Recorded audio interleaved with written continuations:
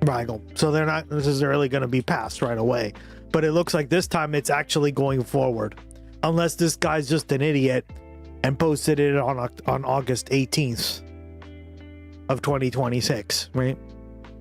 So yeah, it took a year for this to happen. We do have new lung cancer vaccine there for rich smokers, I guess. True, I heard about that. We'll cover that next. That was pretty cool. Yeah, so you can smoke all you want and just get a fucking vaccine. You'll still have like a fucking raspy ass voice. Describe Charlie Kirk as for all the smoke you've inhaled, right? Modern civil rights leader and a martyr for truth I do, thanks. and faith. Modern civil rights leader and a martyr for truth and faith. Yeah, I want to die too. we have totally lost the plot. Modern civil rights leader? Excuse me? Hey, that could be a good target for all the eggs we can't eat now. Can we eat anything? That could never be me. We're all gonna be eating grass after this shit. What am I supposed to do with this? What am I supposed to do when the economy is on the come for a 2 hour? Of course, girl. Don't get any ideas though.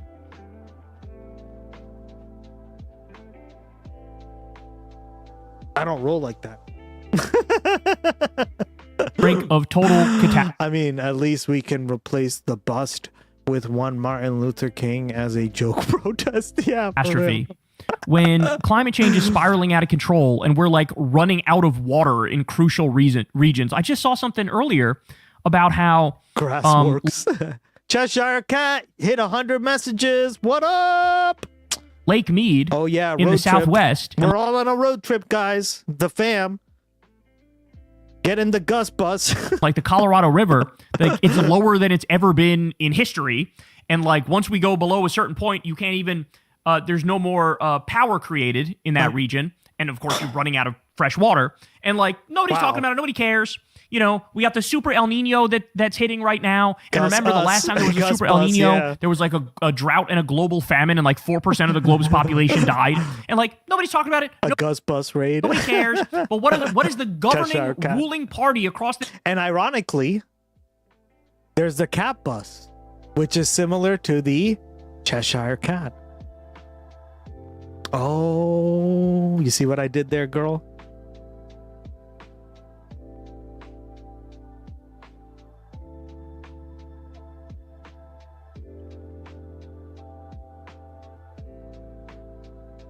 Mm-hmm. Why do cats and buses go together? I don't know. Fuck it. Do it again. I gotta teach the cat to type since I can't.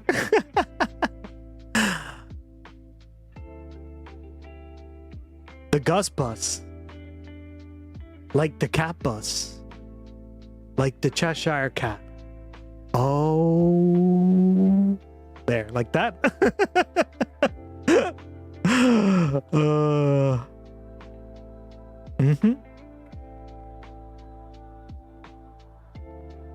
This was a good movie, by the way. This is from My Neighbor Totoro, right?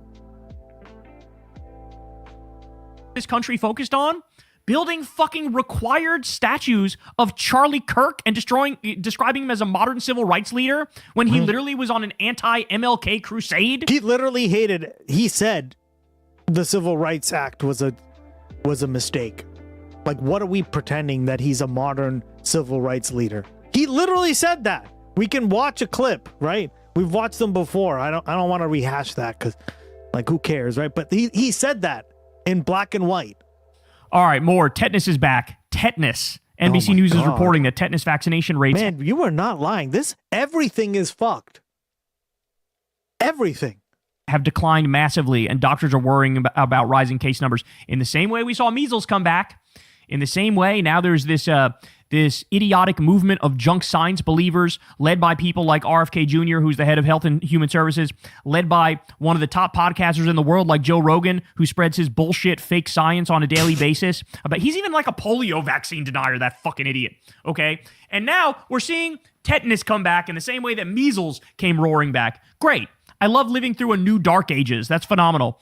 Breaking, Republican leader Jay Lucas pleads guilty to orchestrating a $50 million Ponzi scheme. He now faces up to 65 years in prison and $5 million in fines. Second least criminal Republican. Right? It's insane, bro. It's insane. Hey, on the bright side, at least he's not forcing his 5-year-old grandson to, do things down there. Right? Like we discussed the other day, that MAGA politician in Florida. Kyle, with these people, you don't hold anything against them or for them, right? You never know. He may come out as a pedo and then, Trump is going to come in and save his ass. I mean, Trump's probably going to save his ass anyway, right? Who was caught molesting 2 different generations of his own family. That's disgusting. Oh my God. Because when it comes down to whether climate change is real, should want to move forward and have states cooking over the fires and fight the Industrial Revolution. Hype. Pedocon theory is a theory like gravity. Yeah, hype is a theory. At least this guy only did a $50 million Ponzi scheme and he's not diddling kids. Jesus Christ. True. Tyson Foods is shutting down operations of 2 beef plants, one in Joplin, Illinois, and the other in Eagle Mountain, Utah, due to a cattle shortage. Because of screwworm. Because of Elon Musk and Doge. They killed that program. Now screwworm is here, and our cattle industry is fucked. Beef prices are skyrocketing. The third plant in Pasco, Washington, is looking for a buyer. They will shift processing to other facilities. Joplin alone had 2,500 employees. So all these good people losing their jobs because of Republican stupidity, because of Republican idiocy. Ladies and gentlemen, commit this to memory. Everybody should have learned the lesson from what led up to the Great Depression and the stock market crash in 1929. That was Republican leadership that led to that. Okay? Every time these motherfuckers get free reign, they ruin everything. Every time you let Democrats and liberals and leftists grab the reins, they clean the mess up and fix shit. Look at FDR with the New Deal, for example, right? So just for the love of God, can we not make this same mistake over and over and over? This is a direct result of Republican. This is due to the 2-party system, right? It's such a fucking mess. So many voters are like, and I heard this so many times while like campaigning or like helping people like run their campaigns and stuff. Oh, but you need a balance because you need to have Democrats and Republicans win, which is like bullshit, right? But literally what so many voters believe. Like the normie voters, guys, they flip-flop between like these extremes, right? And I would argue now that both parties haven't even been that extreme. They're just like 2 sides of the same coin, right? So that's another reason why. But not because he's right, objectively speaking, Kyle, but I hate that. Yeah, for real. Idiocy. All right. Right Wing Watch says, according to an analysis of Fox News broadcast transcripts from the Internet Archive. But he's speaking historically, and historically he's right? Yeah, I don't know how you fix this, right? I think that's like one big thing too. But it's like Australia has ranked choice voting, and you're not going to be able to fix it with just that alone, right? I think we just need a total re-envisioning of the economy, essentially, right? Since April, the network has mentioned Twitch streamer Hassan Piker across 312 broadcasts. Jeffrey Epstein, only 100. It's so divisive now. When I was growing up, we didn't even talk about who we voted for. It was just private and never remembered the vitriol around politics. Now the only solution is getting rid of the 2-party system and opening up to the... Yeah, I agree. 100%. I think that's a good start, right?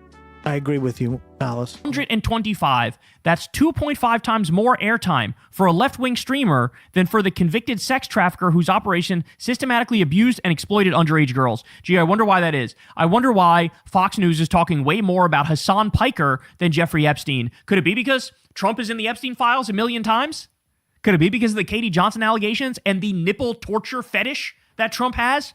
Could it be because Trump is protecting the literal pedophile cabal of elites that run this country and this world? Quick, talk about Hassan Piker and bring up the comment about 9/11 for the 700th time. It's not working. None of this shit is working. You're failing. You know you're failing. Still not done, though.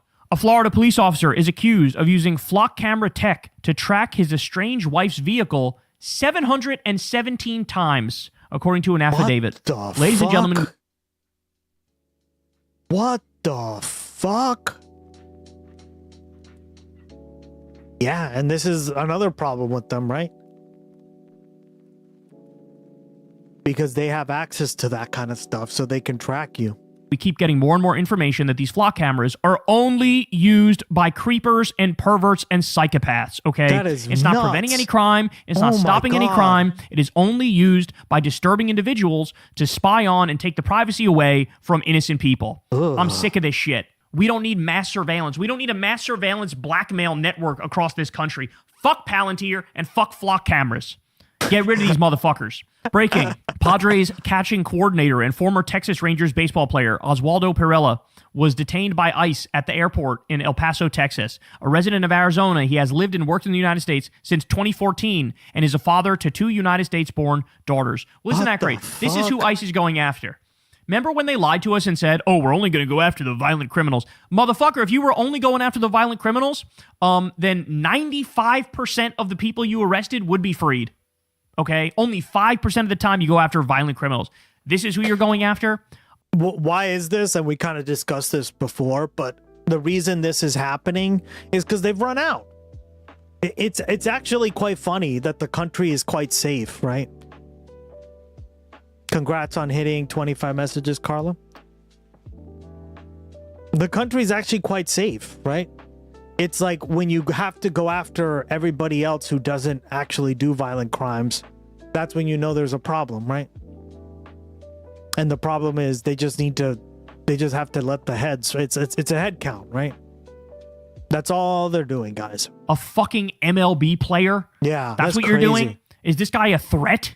ICE is not Apparently. a government agency. I repeat, ICE is not a government agency. They are a criminal gang. They are a cartel. That's what they are. They are a Gestapo paramilitary force used by Donald Trump specifically to commit crimes. They're not preventing crimes. They're committing crimes. That's what they're doing. And there's another great example of it here. This innocent person is now going through hell. This is insane. ICE is deporting people to countries they're not from solely as a way to send a message to completely different people, a form of collective punishment. It's a form of collective punishment. CBS News says exclusive. The U.S. is... It's even worse, right?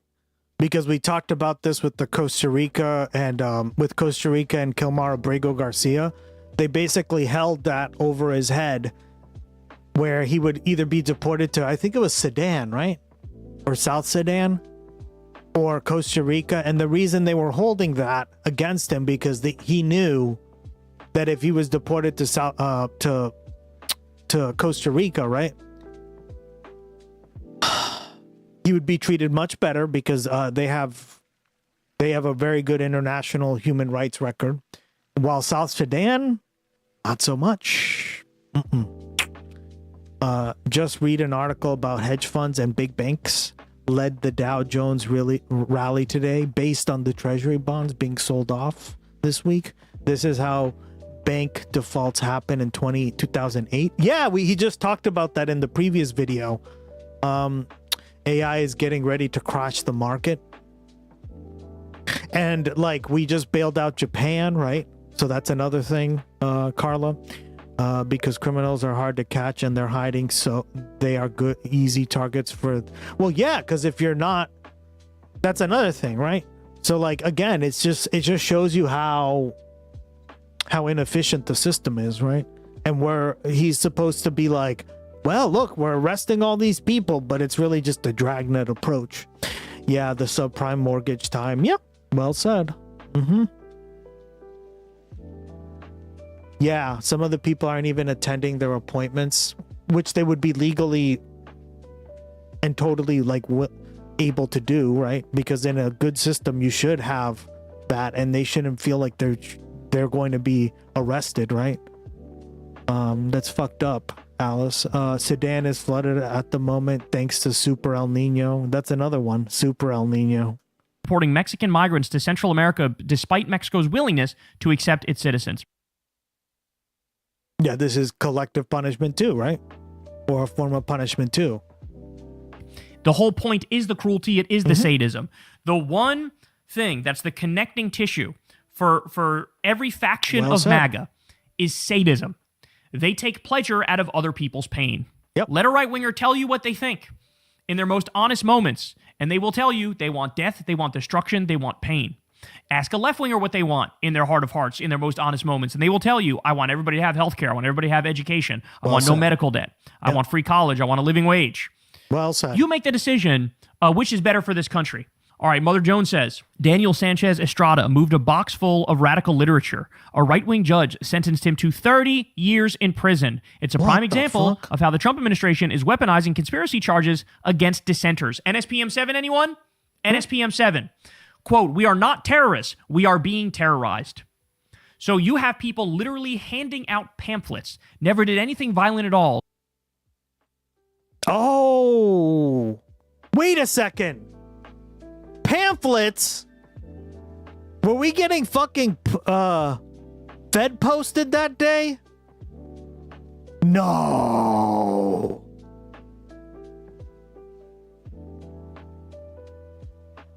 What?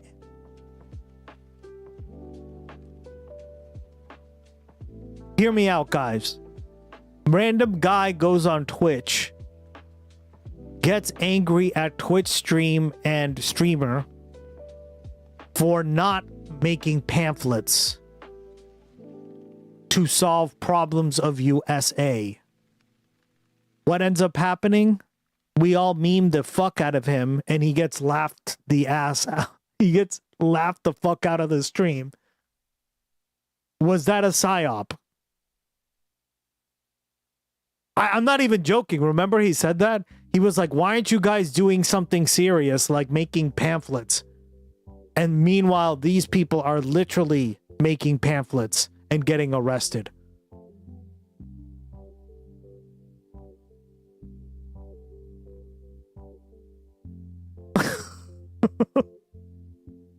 What a day that was, remember? Oh my God. What the fuck?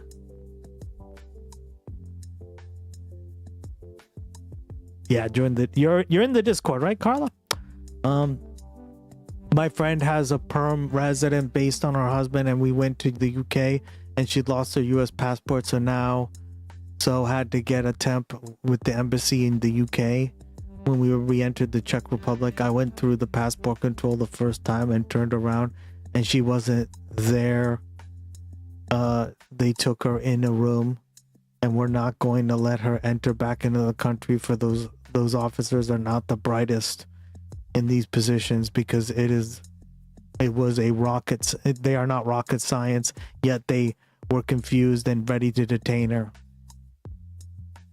And they're getting decades in prison. This is a war on free speech. This is a war on free expression. I wonder, right? I wonder if that guy coming in here, guys, was like trying to get us to Fed post so we would get arrested or something, right? And then we laughed our asses off being like pamphlets. And it's just too easy of a coincidence, right? Pamphlets? Like out of all the things you're incredibly naive and maybe from a different time period, but pamphlets? Pamphlets? Oh, hell no. Outer Signal? Oh shit, I was here for the pamphlet stream. Remember? Remember that? Oh my God. So was that a part of like getting us to do pamphlets?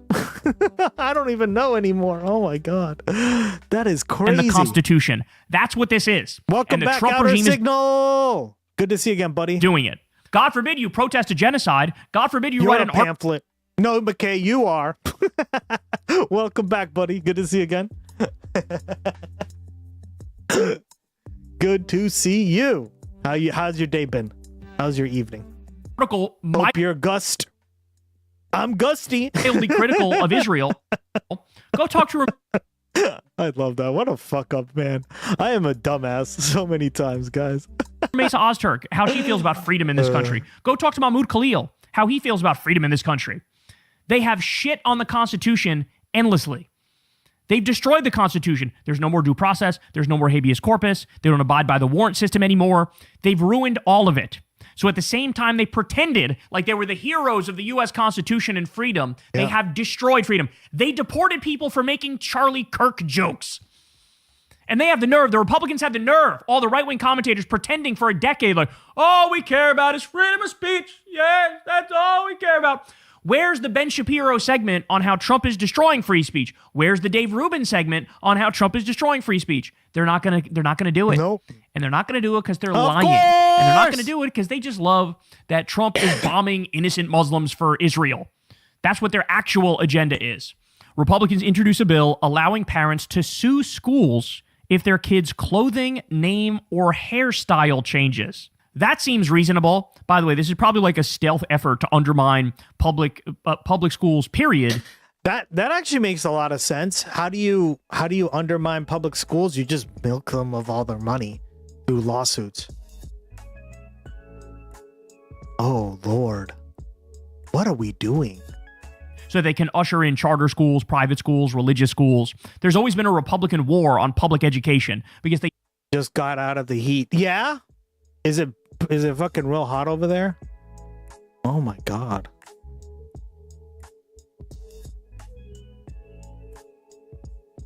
don't like that it's the great equalizer. Again, destroying this country. Arkansas Republicans have passed a bill forcing schools to install audio recorders in every locker room. Nothing is more creepy than a Republican's school policies. You guys know how they feel about trans people. They want to have creepy, perverted old men do like genital checks to make sure that, you know, this kid can play youth soccer.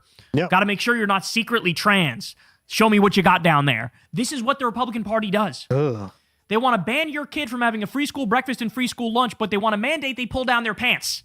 And you tell me both parties are the same? I don't want to fucking hear it. No shot. Finally, ProPublica says, almost a year after Trump's domestic policy bill passed, at least 770,000 children are no longer receiving SNAP benefits. That's food stamps. In Arizona, the number of children receiving SNAP has dropped by more than 200,000. Arizona? Yeah, and that's going to cause a lot of problems, right? Because if you study the numbers, like one of the most successful programs for children has been SNAPs or SNAP benefits, right? Since July.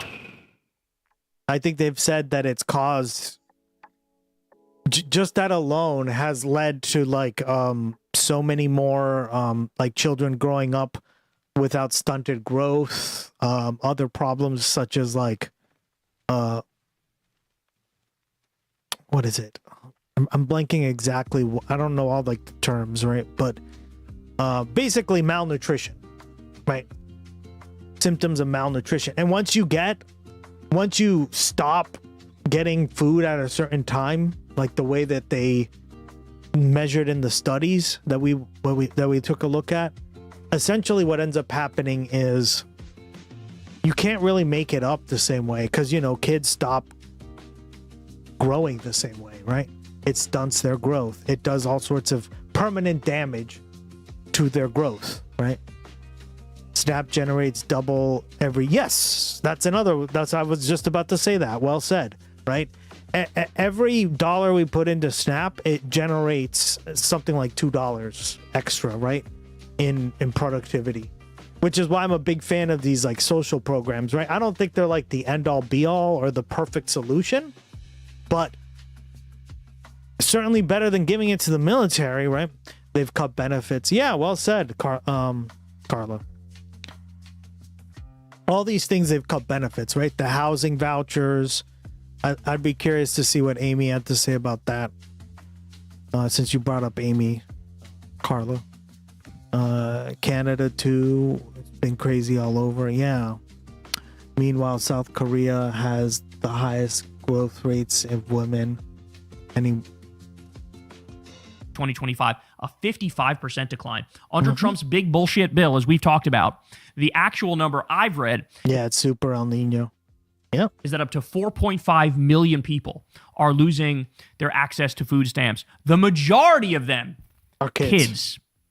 So that's what Trump is doing. He is starving. Yeah, it's starving kids. And then what is that? I think in the study, right, we talked about how that causes like brain development.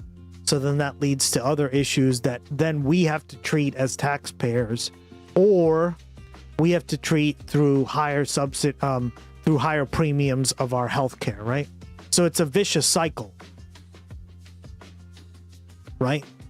Think of it that way. It's like, because we're not funding like children getting fed, which was universally seen even by Republicans up until like what, 30 years ago, right?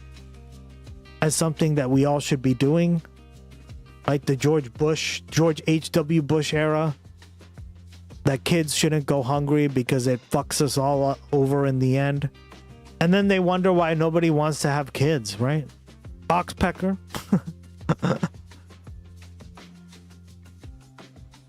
Oh, snap. I'm gonna go hang myself now. Oh, no, don't do that, dog. In Texanus. Low-income people across this country. That's what he's doing. He asked for $1 billion a day to blow up little girl schools in Iran, but he's got to cut your food stamps, and he's got to kick 18 million people off Medicaid and take their health care away from them. So as you can see, everything's fucked. And I know it's kind of overwhelming in this moment. I know it like beats us down into the ground and makes us tired and weary. But the fact of the matter is, we have no choice but to fight back. We have no choice. And you got to do what you got to do. We're desperately trying to save this country from itself and save the world from itself in many respects. But this is a fascist, terrorist, imperialist death cult. That's what the Republican Party is. And at this point, there is no denying it. Hey y'all, do me a favor and like and subscribe. It helps out big time in the algorithm. Click the bell as well for notifications when videos drop, and watch that video on screen right now. You know you want to.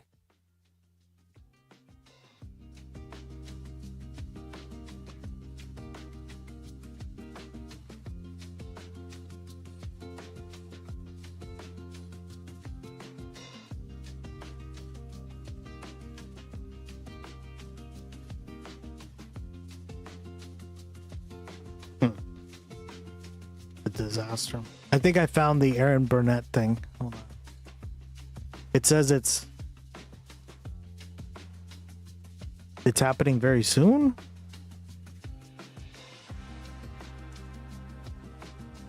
Do you have a link to it, Carla?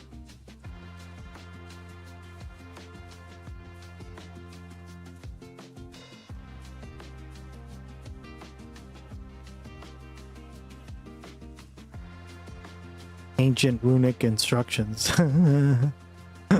Right?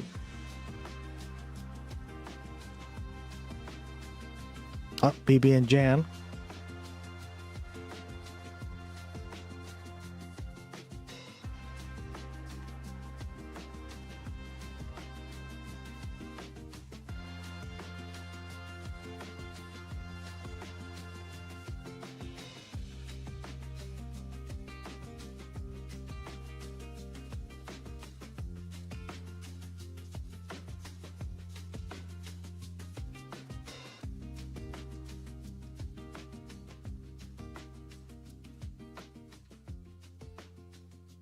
We are worse than a third.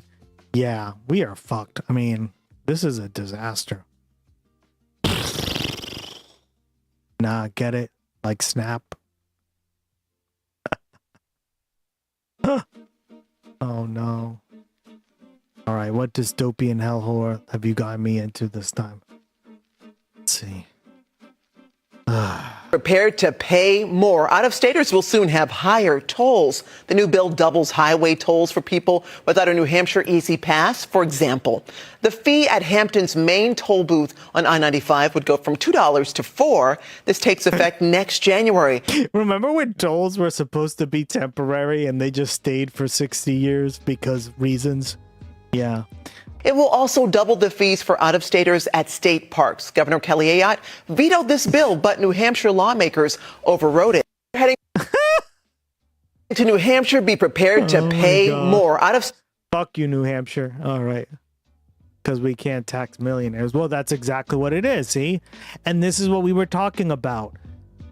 instead of millionaires paying, and it's not even millionaires anymore. I'm concerned about the billionaires, right? Millionaires are like chump change now. It's really the billionaires and the trillionaire. We know who he is, who aren't being taxed, right?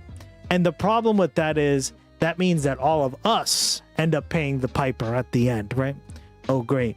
How much have you got no toll tag? I mean, probably a lot of people, right? Any visit to a major U.S. metro ceiling tiles are falling on you. Goddamn head. I know that's how the big dig used to look like, right? People, at least before they did it, people at the psych ward out of the hospital bags are ranting like trains are barely chugging on in the last leg. Gross and circa 1950 not updated. Yep. Basically. Well, that's been for a long time. Every life in most countries is higher than us. Yeah, basically. You nailed it, dude. In terms of like the developed world, right? I was excited to go to Flock's big police convention, Flock Forward.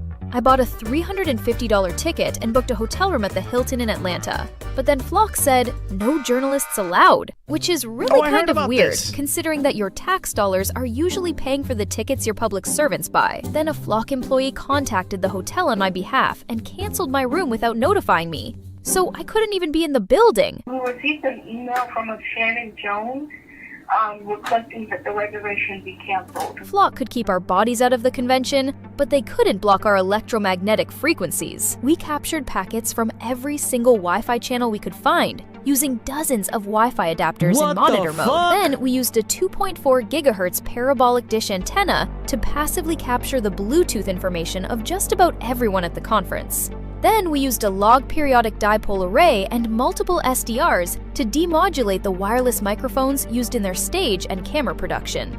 These silly gooses even forgot to turn the microphones off when they weren't presenting or recording, so we captured some of their mingling. Then I flew my drone with a zoom lens over the convention as it was letting out. Cool! Looks like lots of police and politicians got tons of free swag. Do you recognize these attendees? If not, that's okay. We can just use facial recognition. Oh my god. I can't believe I was only a drone flight away from Minnesota Senator Julianne Ortman. This little drone flight allowed us to find out that Senator Ortman is a managing partner of Public Safety Strategies Group, which is led by Rich Stanek, the former sheriff of Hennepin County covering Minneapolis. And guess what? Flock pays them as consultants to find confidential leads to new police contracts around the country. This is just the tip of the iceberg. So thank you, Flock, for banning journalists from your dumbass convention. We had more fun out here and learned a whole lot more. Stay tuned. I was excited to go to Flock's big police convention. I didn't know. They literally did this to somebody. That's crazy. Ben Jordan, who's based. We watch his videos all the time. All right. Thank you, Cheshire Cat. Let's see. This is interesting, you said?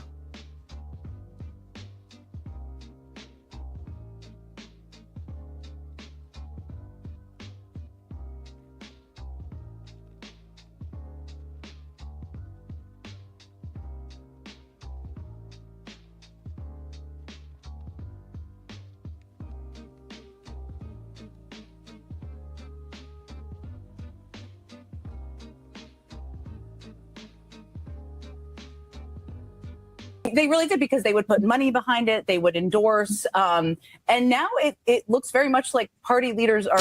Because of citizenship chat earlier, I realized I had some paperwork I needed to do. I love how we're fucking making you remember stuff. Oh shit, I had this to do. I needed to do my Dexel. My kids intend to keep their Spanish citizenship. So thank you, Gus, in chat. Of course. That's what we're here for. Hell yeah. God, we cover so much shit, don't we, guys? We talk about, like, these streams are packed. All right. On, where are you? She's in Australia. But yeah. I'll let her talk about herself. She does a better job than I do.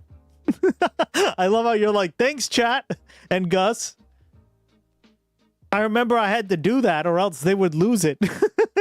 Oh, I meant by the subway. Yes, also the psych treatment is awful. We had ex-Danvers state nurse one time, and no. Oh, you talked about that. Your experience in being a Danvers up there in like Danvers, right, in Mass. Danvers kid. Not picking the nominees. This is Jen Psaki admitting what they didn't used to admit. Quiet part loud.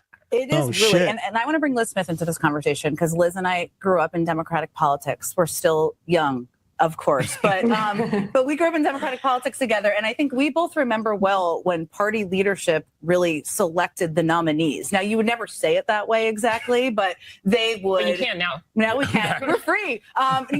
They really did because they would put money behind it. They would endorse. And now it looks very much like party leaders are not picking the nominees. In fact, party leaders pushing nominees is a negative. It is a negative in many of these races.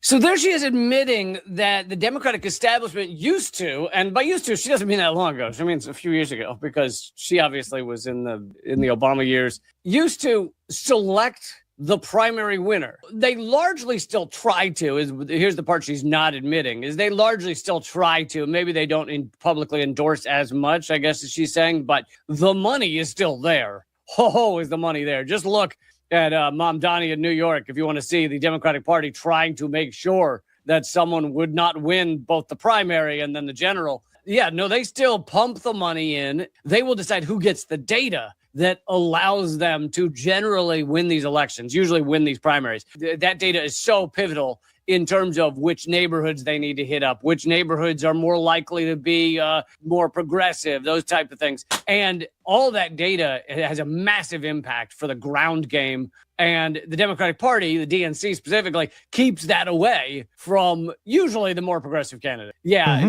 they keep it away from one primary candidate or another, but usually the progressive one, usually the one that supports Palestine and cares about genocide. This is the type of thing that she's right, was not admitted, and now here she is admitting it. And she says herself, we didn't used to be able to say this, but now we can. Or at least she can. The Democratic Party, which is the ruling elite of the party, which is the psychopaths that run the fucking party, they are the ones that decide who wins these primaries. And they have failed to do so a little bit recently because more Americans are independent now than Democratic or Republican. Progressives are actually, stand for, true, actual, more progressive, whatever. It's a term that's thrown around, doesn't mean a lot anymore. But the ones that are usually pro-Palestine, anti-genocide, those are the ones that are siding with the American people. So they're beating the person that's expected to win or pushed by the Democratic establishment. I just want to play the first half of this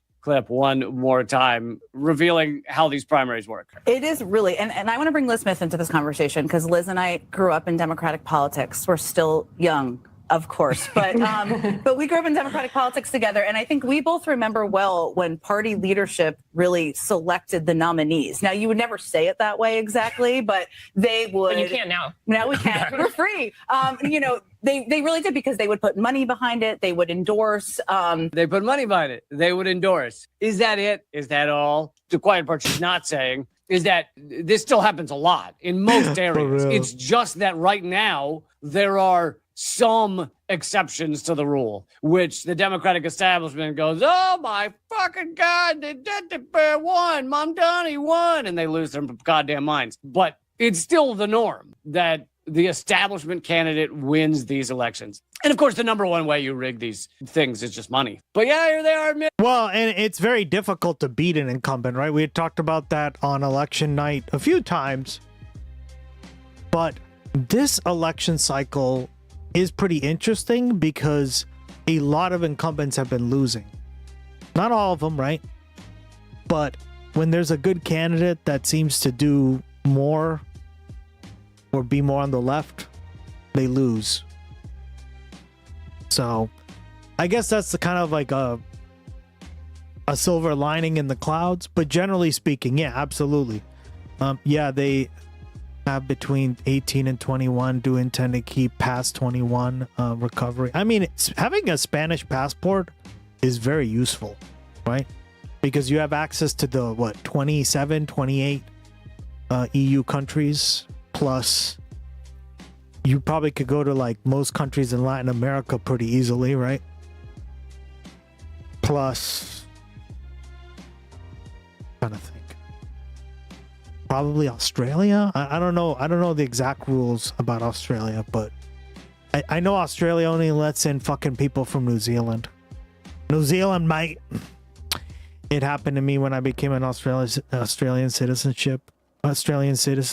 It wasn't hard, and the consulate was awesome about it. I cried. Butterfly tears? You cried butterfly tears? Yeah. They don't normally admit. Here, there is no super long wait for specialists either, so it works. Yeah. Everybody in the U.S. thinks that specialists, like you in those countries, Alice, you have to wait forever for them, and it's just like not the case at all, right? Well said. I just posted an article from the Jacobin. Sweet. By Ben Burgess. It's about a 10 or 15 minute read for the next stream. Probably, yeah. So, thank you very much, Carlo. We'll probably do it tomorrow. We have a few other things we gotta cover. Plus that other video you guys sent. This one here.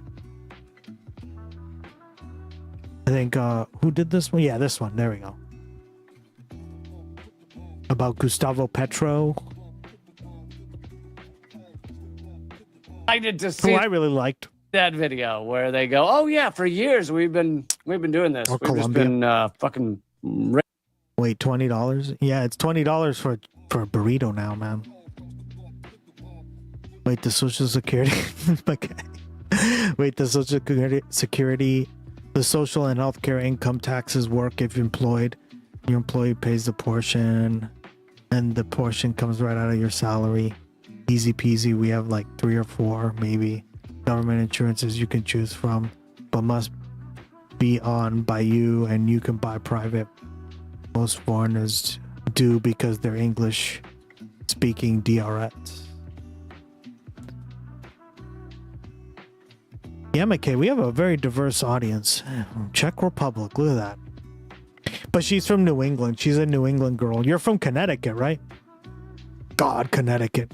Could never be me. Jesus. Hey guys, which state do you think has the highest crime rate right now? I don't know. What do you guys think? Missouri? One of those states. Florida? Yeah, Florida. That would be a... You hear people getting shot up in Florida. The dirty Texas. Yeah, dirty Texas. I mean, I think if you are rich enough to live in a place like Prague, but probably more so. Fucking Alaska. Alaska? Oh, hell no. Alaska? I did live in Germany for a while. Oklahoma. Yeah, Oklahoma's another one, right? Ugh. In these primaries, I really, really, really hope you join That's up and awesome. really camp All on right. Substack.com. The United States has a long history of meddling in the internal affairs of Latin America. But in the past few years, U.S. meddling has become even more extreme and explicit. And it's not just the U.S. that is interfering in Latin American politics, but also Israel. Today, I'm going to be explaining how the U.S. and Israel helped to put in power a right-wing leader in Colombia who is obediently serving the interests. This doesn't surprise me whatsoever. Why? If you look at across the region in Latin America, they tend to overwhelmingly be in favor of the Palestinians. It's not that they're anti-Semitic, it's that overall they see it as almost like a plight on their own kind of imperialism, right? Like of their history, right? Just Albuquerque. It's Alaska with New Mexico trailing behind, and then it's Arkansas, then it's... So it's all red states minus New Mexico, right? New Mexico's not even like a very blue state. It barely goes blue by like 5 percentage points, right? Yeah. Alaskans are surprisingly liberal, but they can't vote because it's too much of a bitch. Oh yeah? You have some experience in that, Living Lily? I'm shocked CT has a low crime rate, but you can't afford Santa Fe, yeah. Of US and Israel. Ben Jordan is the GOAT on economic reporting. Yeah, he's great. He's really good. I keep forgetting to subscribe to this guy. And going against the interests of his own country. And I need to emphasize that this is not just my opinion. The former president of Colombia, Gustavo Petro, formally accused the US and Israel of meddling in his country's elections, which were held in June, and not only meddling in the form of funding right-wing opposition candidates, which the US does across Latin America, not only meddling in the form of spreading media propaganda, not only meddling because Donald Trump endorsed and supported the right-wing candidate in the election. That is all common practice. They're all common forms of meddling that the US carries out. But the former President Petro has gone further, and he said that Colombian intelligence agencies had proof that US and Israeli companies used technology in order to actually change the vote count in the Colombian election. A blatant form of election meddling. That would make sense. This is what Gustavo Petro tweeted back in July when he was still the president of Colombia. He said, "My statements are serious, but not irresponsible. They are completely proven." He argued that the real candidate who won the election in June was the left-wing candidate, Iván Cepeda, but instead, he alleged that the right-wing US-backed and Israeli-backed candidate, Abelardo de la Espriella, this is what Gustavo Petro said, quote, "Abelardo's victory was achieved with algorithms from California, and the algorithms were made by private intelligence companies from Israel," end quote. And the political party behind the left-wing candidate, which is the political party of Gustavo Petro, the former president, they delivered evidence formally accusing the US and Israel of stealing the election. We have solidarity with Palestinian people. Yeah, I've read a lot about this. That I think it has to do with that, right? I think it's just Latin America on a whole tends to value human rights, probably because of history, right? There's a few reasons. I don't know exactly, right? But I'm kind of giving you like a more political science take. Oh, and the 5th in Kansas. I heard that was, yeah, the 5th district, congressional district, you're saying? Was there a stream or water source that had bring the bottled? Okay, nope, just woods interrupted by a bear quite a few times. That it also tracks being out in the dark all the time. It was rural as fuck. In a cabin with no running water, electricity, or bathroom. Jesus. I just remember seeing that whole town in Alaska that was in a big apartment block and that was cut off from the rest of the parts. Jesus, girl. So you literally stayed in Alaska? That's crazy, living lie. Bug. Yeah, except the cell phones didn't even work. There was never I never took mine to go to the bathroom. Wow, it's just like really in the woods. Squatting time, ladies. Get ready to squat. Anyone want to move to a place where visa is not required to check out Salzburg? Yeah, Salzburg. So election interference is one-way street. Exactly. Yeah, we're told it's the left, right? My friend was from that town. The only way in and out. I saw this Norwegian couple on YouTube show casing their Cinderella toilet. It burns at the waist, and it was so cool as an option for any rural peeps out there. Woo! Alice! Congrats! You just hit 250 messages.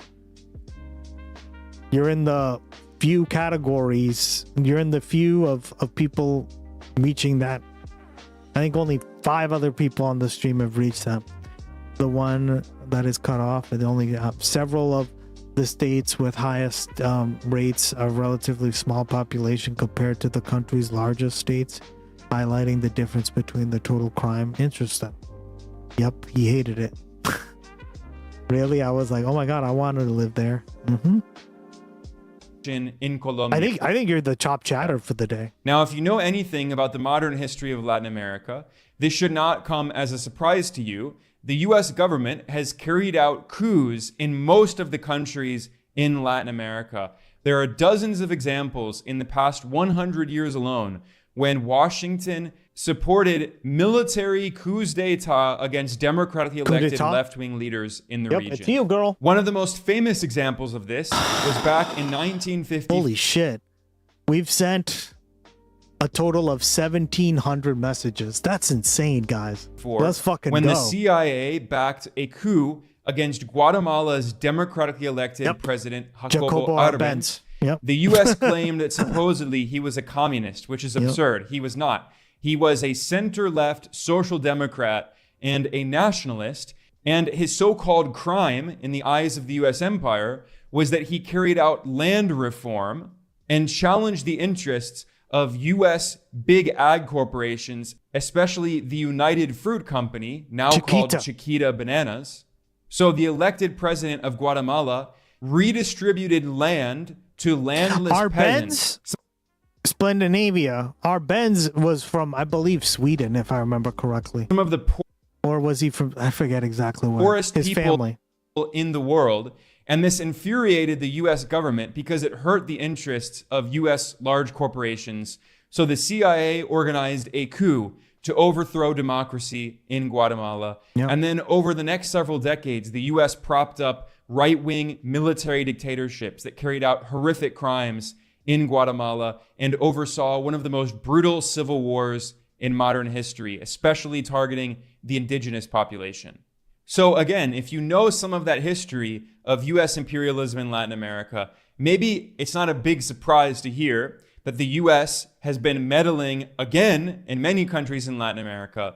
But today I'm going to be talking about the case of Colombia, which is just so extreme in how blatant the U.S. meddling is and the Israeli meddling is. And it's a perfect symbol of U.S. neocolonialism in Latin America today, where the U.S. meddles in these countries to put in power puppets who serve the interests of U.S. corporations and U.S. oligarchs. And what's especially extreme and almost farcical about this example in Colombia is that the new president that the U.S. helped to put in power in Colombia is literally a U.S. citizen. I'm not joking. I'm not exaggerating. Colombia... That is really surprising, right?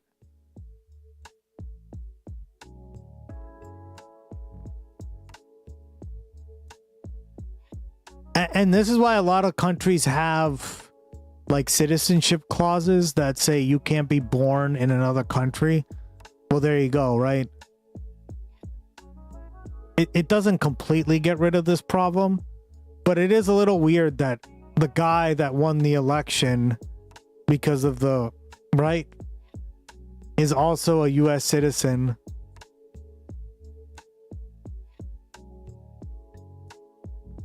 And apparently his fucking 4 kids all were born here.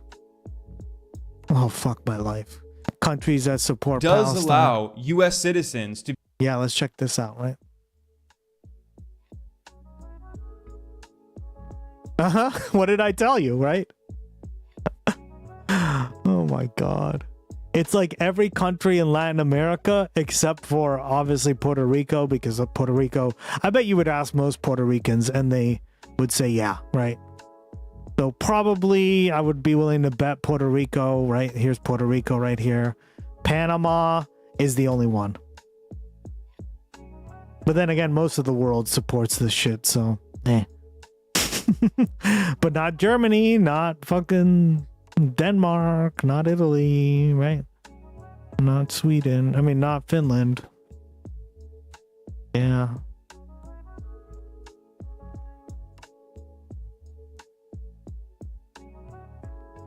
You could run for president here once you acquired. Yeah. Well, I think it depends on each country, right? But oh my God, guys. Crazy. Become the president of the country.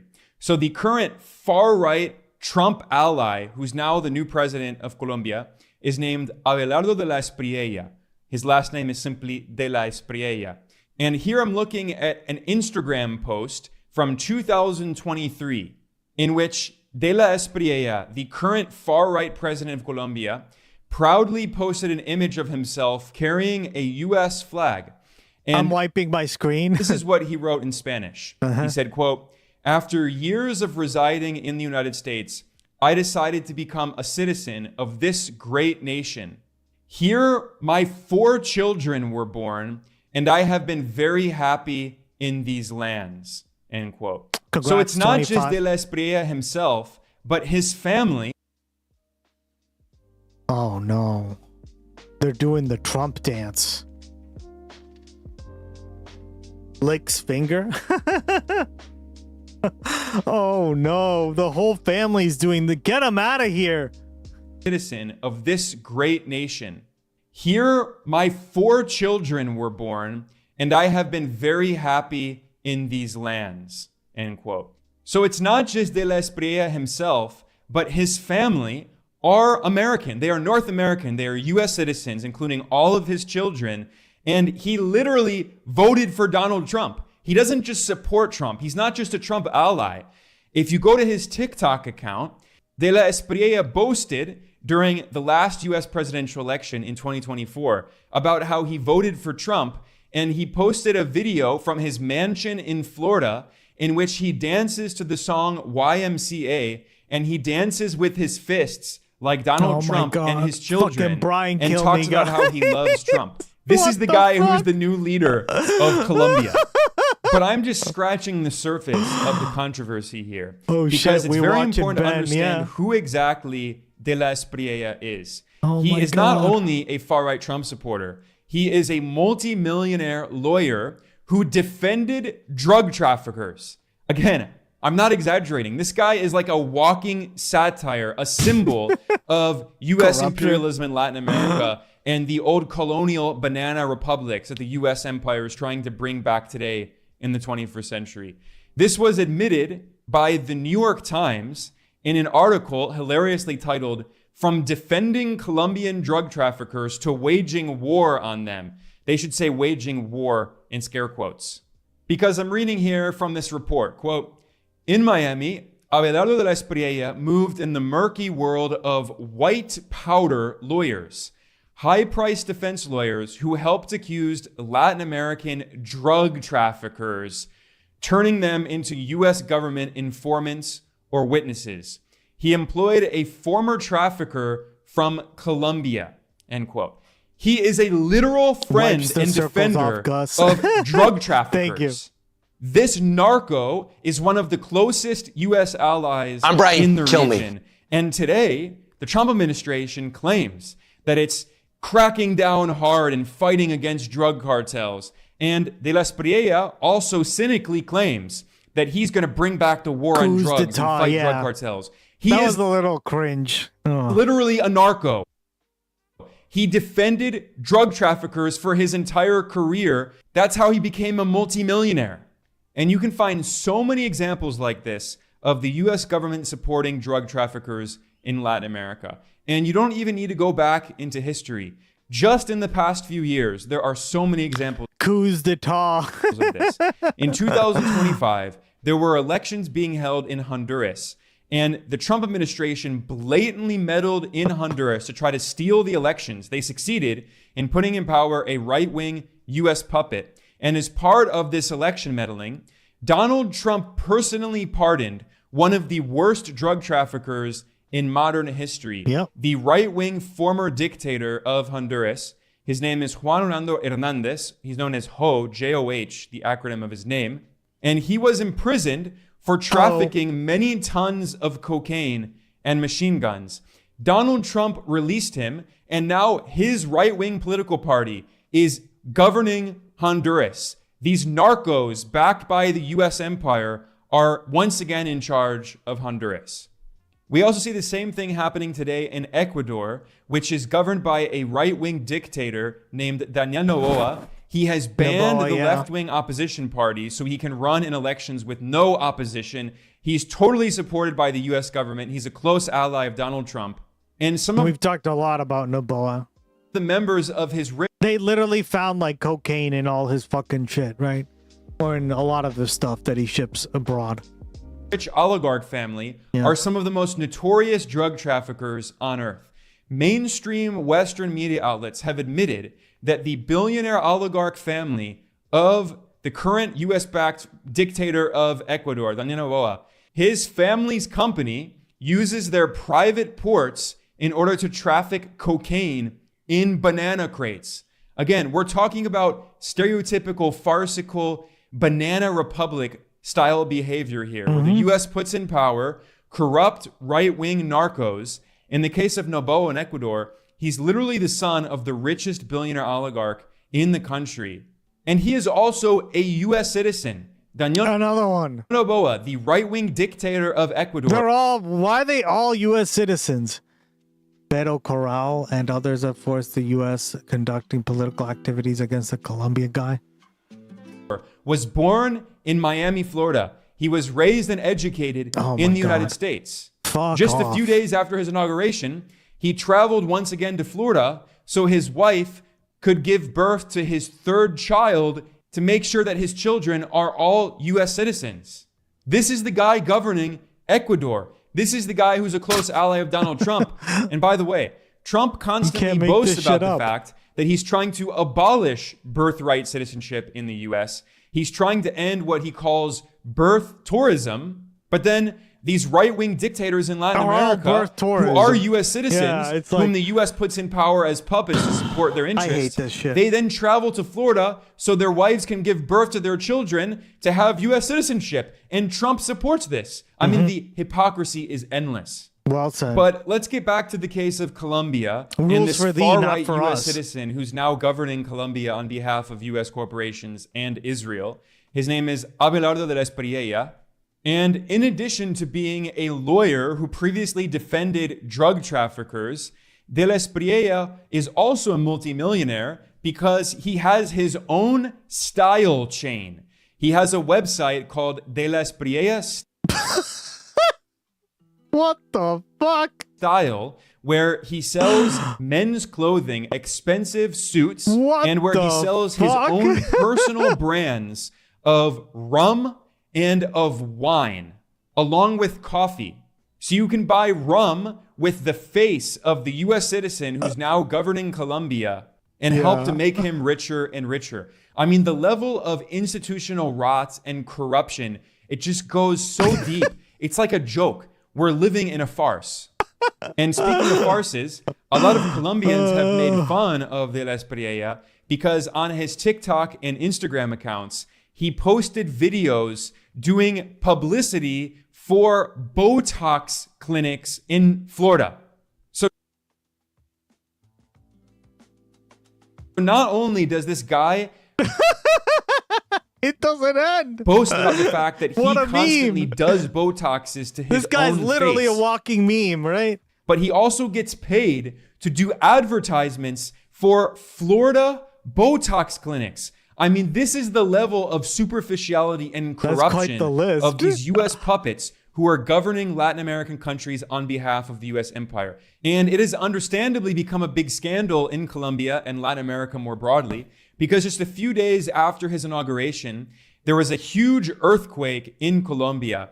And while there was a big earthquake happening and hundreds or maybe thousands of people in Colombia were losing their lives, what was De La Espriella doing?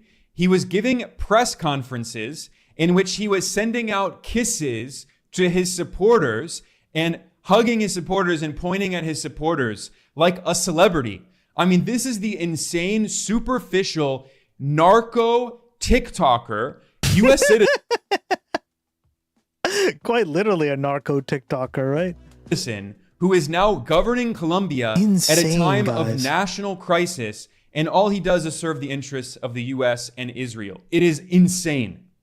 But with all of that said, I should point out that yes, it is very funny to see how absurd the situation is, but it's also very dangerous because De La Espriella is a far-right extremist who uses fascistic rhetoric.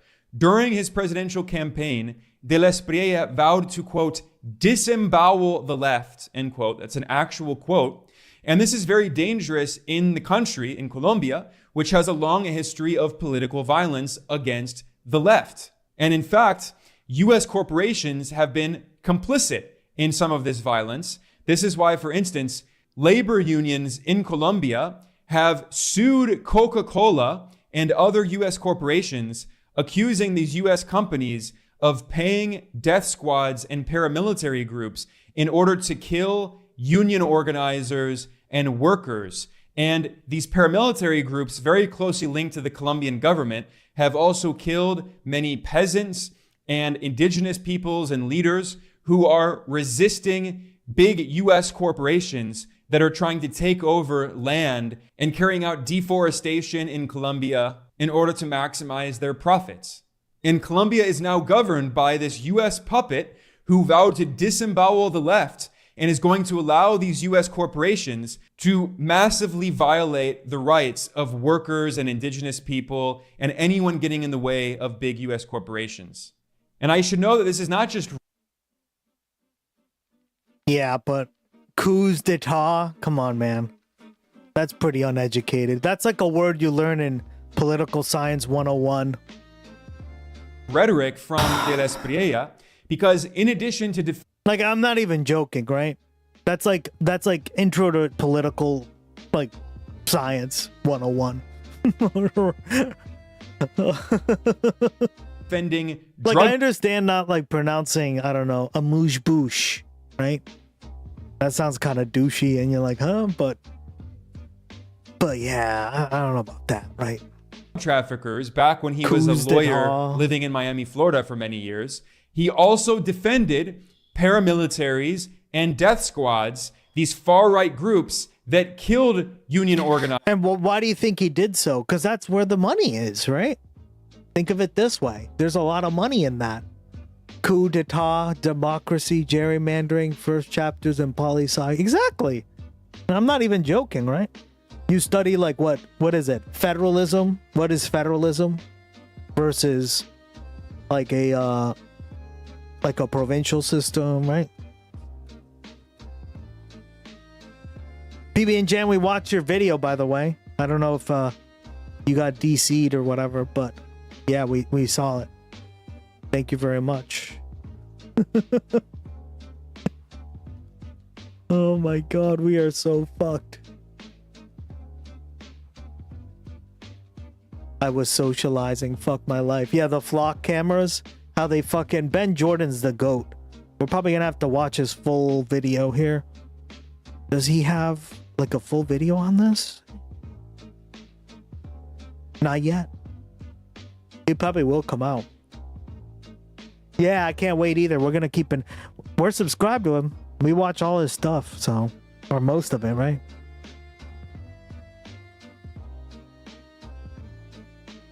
I really liked his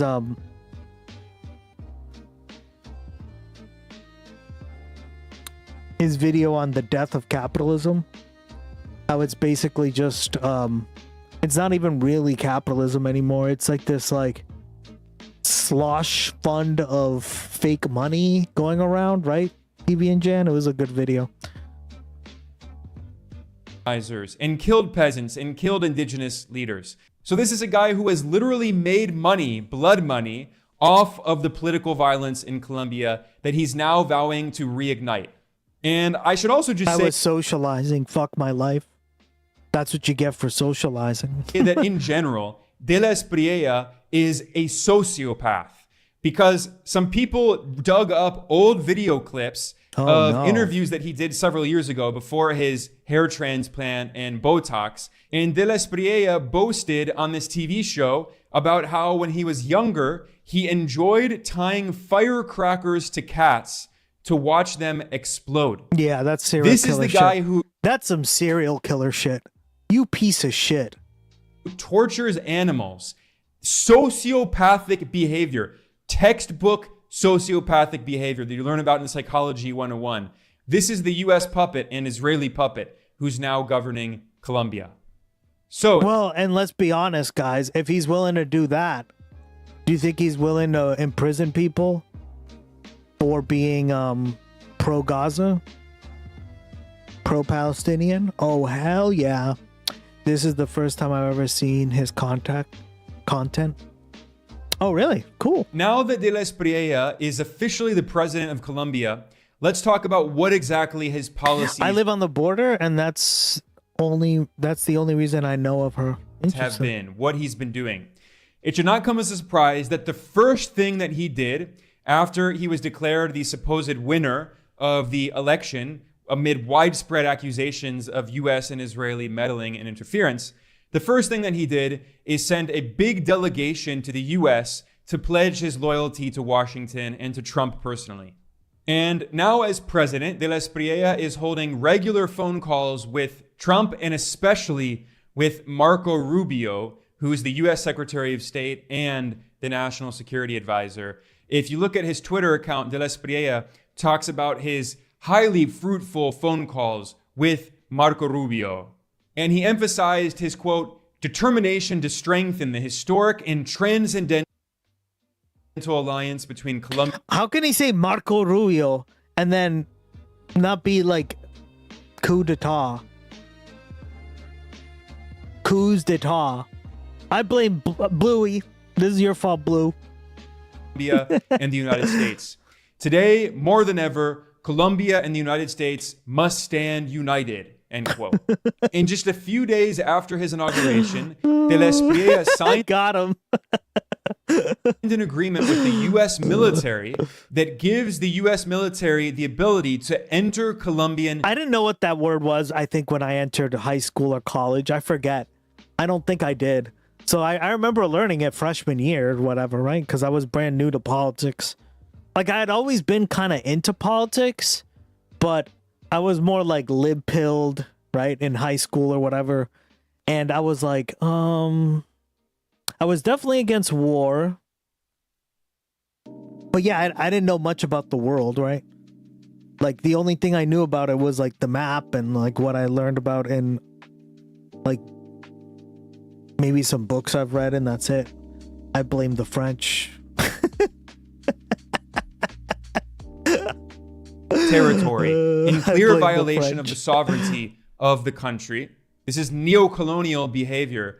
And what's also that guy in Florida, he's an influencer, got fined or something for shooting alligators. Oh my even God. More ridiculous is that U.S. Secretary... I knew it because I had to... Yeah. That's... Makes sense. There's a lot of words like that in...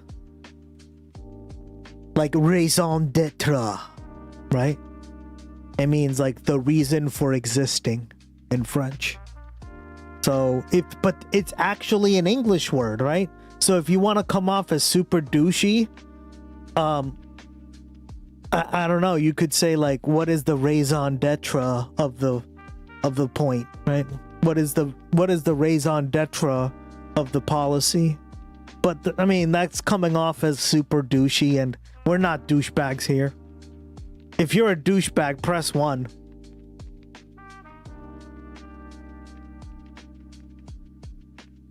Of war, Pete Hegseth, this insane warmonger who's overseeing the U.S. war of aggression against Iran, he proudly boasted that Colombia is joining the so-called America's Counter Cartel Coalition, A3C. Now, as I mentioned earlier, this is beyond farce. Damn it. I knew it. I knew you guys were all douchebags. Cool. It is so douchey McDouches. Outrageous and ridiculous when you consider the recent history of De La Espriella, who literally defended drug traffickers for a living. That's how he became a multimillionaire. He is a narc. La joie de vivre, right? That's like the joy of life, right? I had to look this one up on Google. Joie de vivre. It's like the joy de vivre, right? The joy of life. Yeah. There's there's like a lot of French. Like those are examples, right? Raison d'etre, right? Joy de vivre. Yeah, there's like a bunch of those words in English where if you use that in a paper or something, yeah, you're gonna come across as a douchebag because, like, who speaks French in English? Am I right? Oh, wait, but it's not. It's English. And now the U.S. says he's our great ally helping to fight against cartels. But I have to say that this hypocrisy is not Viva new la vida loca. That will not be English, but yeah. at all. The U.S. We all know what that means. Ricky government Martin has long been allied with the worst drug traffickers in Colombia and in Latin America more broadly. Oh, God. In fact, another previous right-wing president of Colombia was Álvaro Uribe, and U.S. intelligence agencies admitted that Álvaro Uribe was one of the, quote, most important Colombian narco traffickers, end quote. And he worked closely with the Medellin cartel under Pablo Escobar. But unsurprisingly, Álvaro Uribe was an obedient U.S. ally, a U.S. puppet who did whatever the George W. Bush administration wanted. And Bush waged the so-called war on drugs, and he claimed that the literal drug trafficker, Álvaro Uribe, who is the previous right-wing president of Colombia, Bush said that Uribe was helping to fight drug cartels. He was a narco. I mean, history really does repeat itself. If you study this history, you see how over decades, again and again and again and again, the U.S. empire props up corrupt drug traffickers in Latin America because these are the corrupt leaders who are willing to sell their countries off to U.S. corporations in order to enrich themselves. Of course they're willing to do that. They're drug traffickers, they're criminals, they're thugs, they're members of the mafia. They have no morals. And by the way, I should point out that Marco Rubio has very deep links with these far-right groups in Latin America that are closely linked to drug cartels and paramilitaries and death squads. And Rubio is a personal friend of Álvaro Uribe, the far-right former president of Colombia, the drug trafficker who worked with the Medellin cartel, as U.S. intelligence agencies admitted. And back when Rubio was a senator from Florida, he held regular meetings with Uribe and these other far-right drug cartel-linked officials in Latin America. I mean, it makes sense to me. So what we're seeing today is that the Trump administration is simply trying to revive the failed so-called war on drugs. And just like the first so-called war on drugs, the U.S. is allied with the worst drug traffickers. Just like how during the original so-called war on drugs, at that time, Mexico had a right-wing government led by the president Felipe Calderón, who was a close ally and a friend of George W. Bush. And Calderón claimed that he was fighting the war on drugs and using the mano dura, the hard hand, to fight against drug cartels, an iron fist. But in reality, the head of Felipe Calderón's security, his security chief, was also a narco who was working with the drug cartels in order to become a millionaire. They were paying him. And earlier, I mentioned the case of Ecuador today, which is currently governed by a far-right dictator who is a U.S. citizen, who's the son of the richest billionaire oligarch in the country. You have to suffer to be beautiful? Oh my God.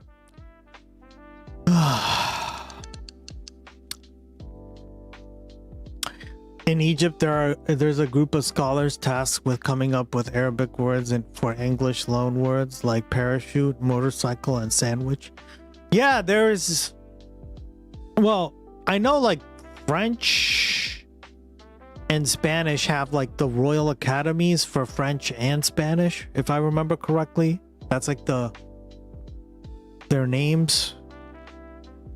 And that's what they do, right? They basically like...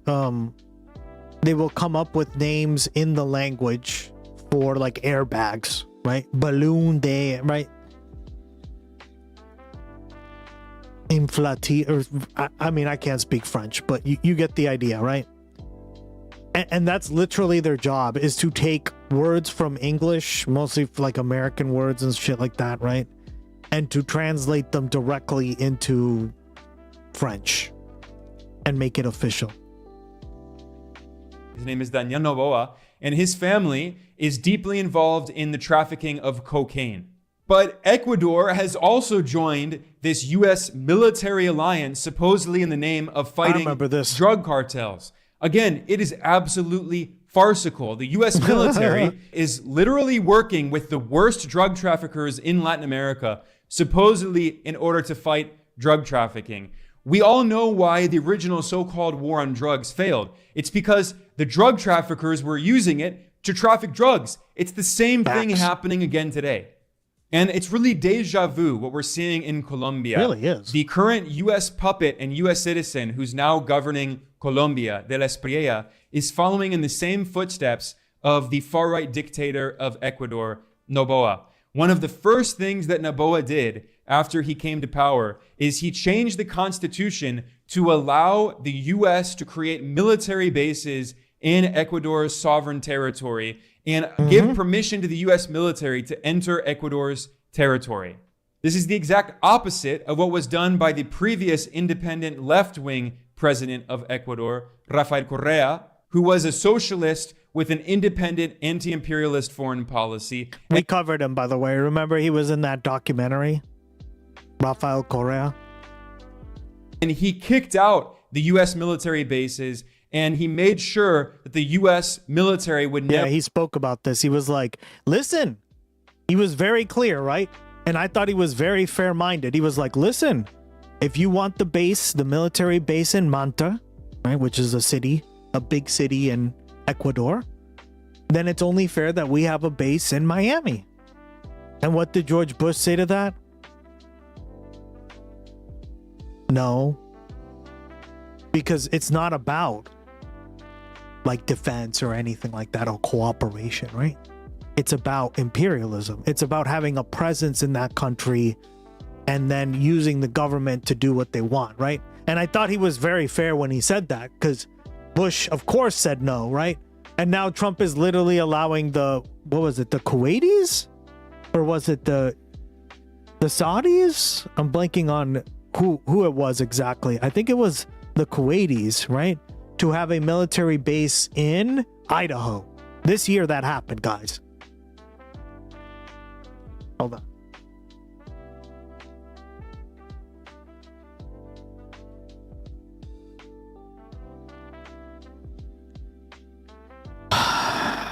It was all over the news and nobody barely fucking said anything about it. The Kuwait?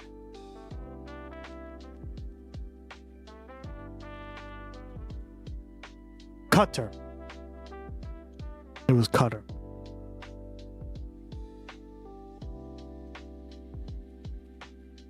Right.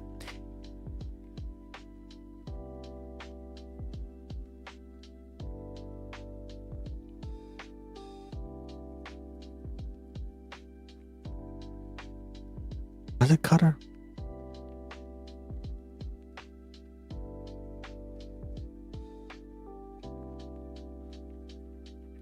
Yep. It was Qatar, right? Never occupy Ecuadorian territory Congrats, ever again. 100 messages. But today... Classic, yeah. So we've literally, right? But here's the difference. Qatar is not exactly, there's a lot of investments, right? With Ecuador, not so much, right? And that's why he didn't like that idea, right? Bush. PB and Jan, congrats on hitting 100 messages. What up? The far-right narco-dictator of Ecuador has not only allowed the U.S. military to use territory in his country, but also Noboa has banned the main left-wing opposition parties of the previous president, Rafael Correa, who created what he called the Citizens' Revolution. That's really democratic, right? And his movement is by far the biggest political movement in Ecuador. It has now effectively been banned by this US-backed narco dictatorship.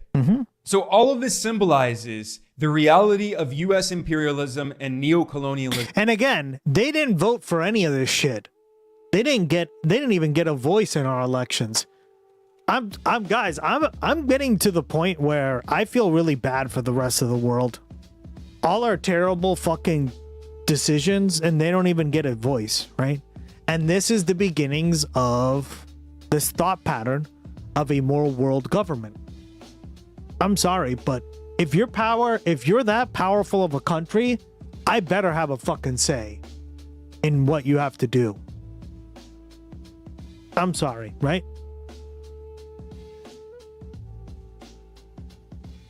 In Latin America today. And this goes for Canada, this goes for Latin America, this goes for so many. Inshallah, I will get to 250 soon. Yeah. And increasingly, hopefully. You'll be part of the 250 club. There's only 5 people who have gone to it. I think 6 in total. But yeah, something like that.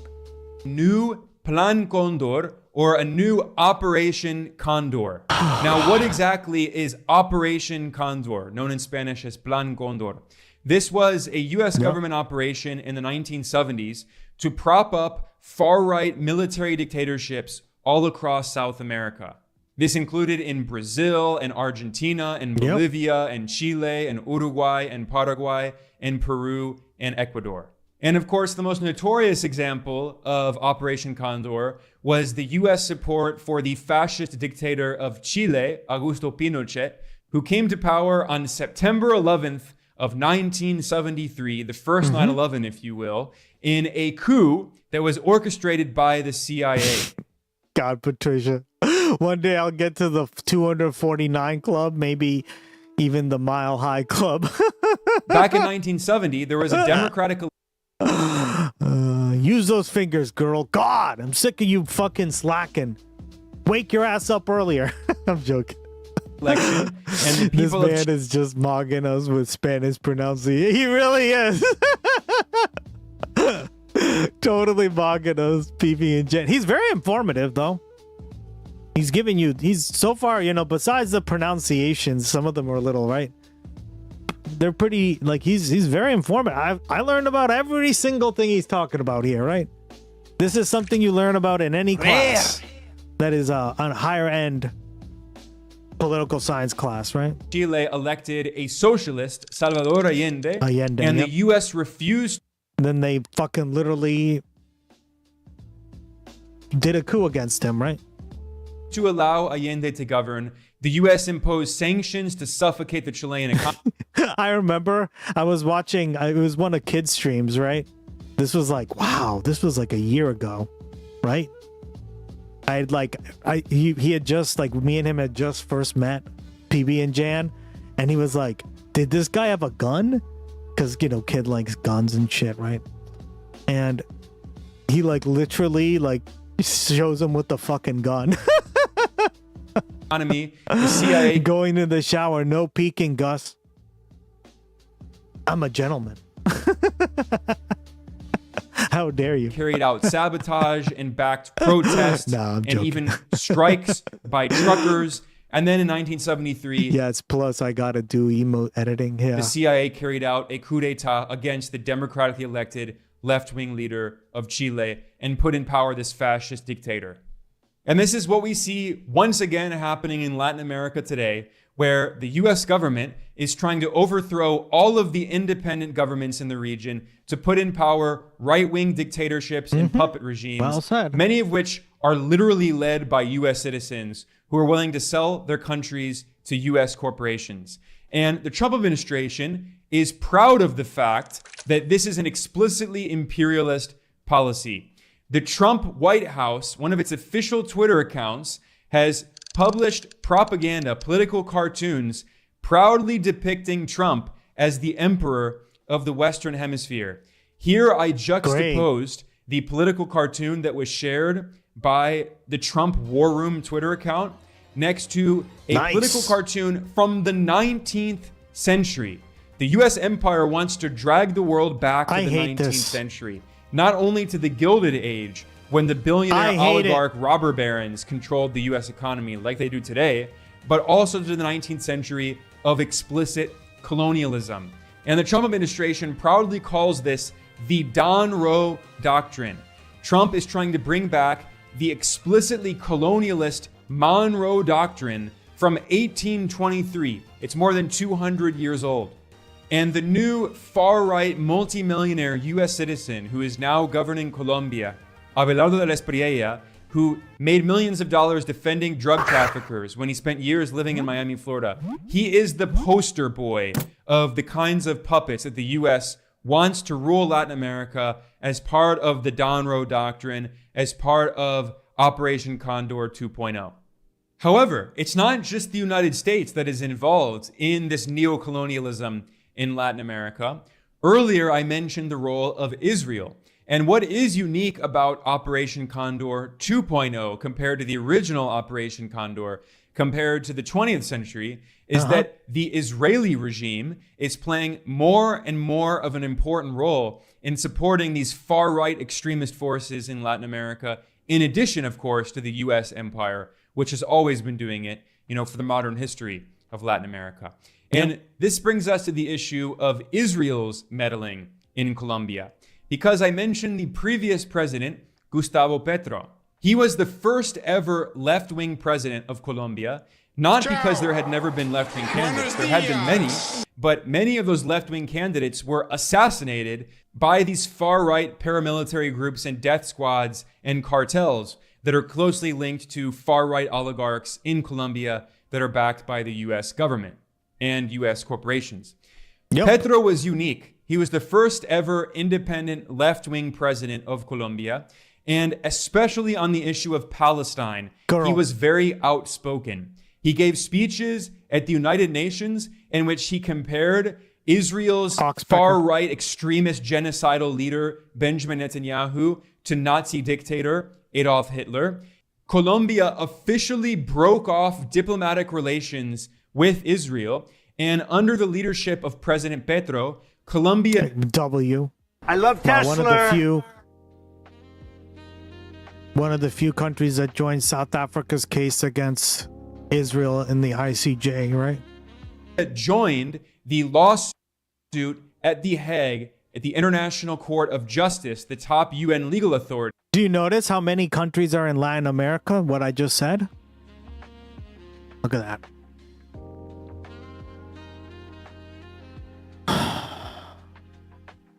What is it? More than half, right? Because obviously there's South Africa, right?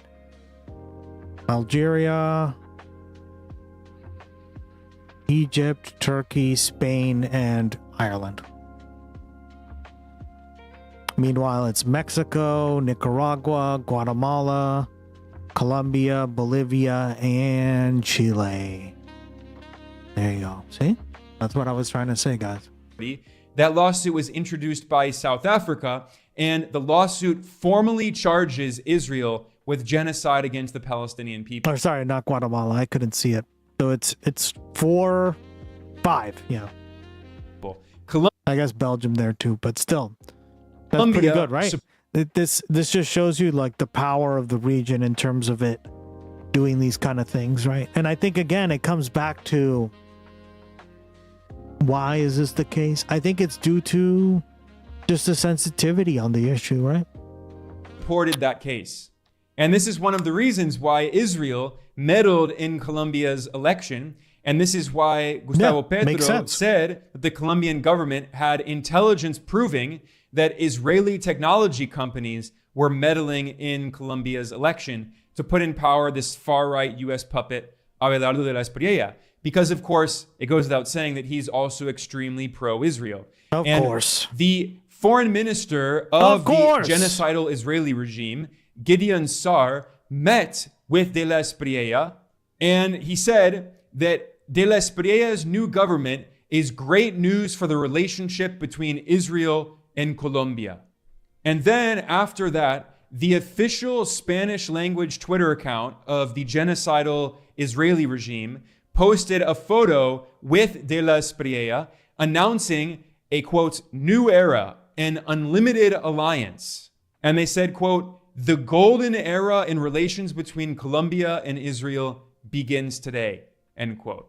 And there is a big irony in this, by the way, because the revolutionary late left-wing president of Venezuela, Hugo Chavez, who launched the Bolivarian Revolution back in 1999, Chavez famously criticized Colombia, calling it the, quote, Israel of Latin America, end quote, in the sense that Israel is an unsinkable aircraft carrier for the U.S. empire in the so-called Middle East, in West Asia, which is, of course, a very oil-rich region of the world. And the U.S. empire uses Israel as an outpost in order to project power in the region, to control the resources of the region, to overthrow independent governments of the region, like the US is trying to do in Iran, like it succeeded in Syria and Libya. Tertiary and similarly, syphilis. in Latin America, Colombia historically has played the same role as an outpost for the US empire, a beachhead for the US empire in the region to attack the independent left-wing governments in the region, like Venezuela,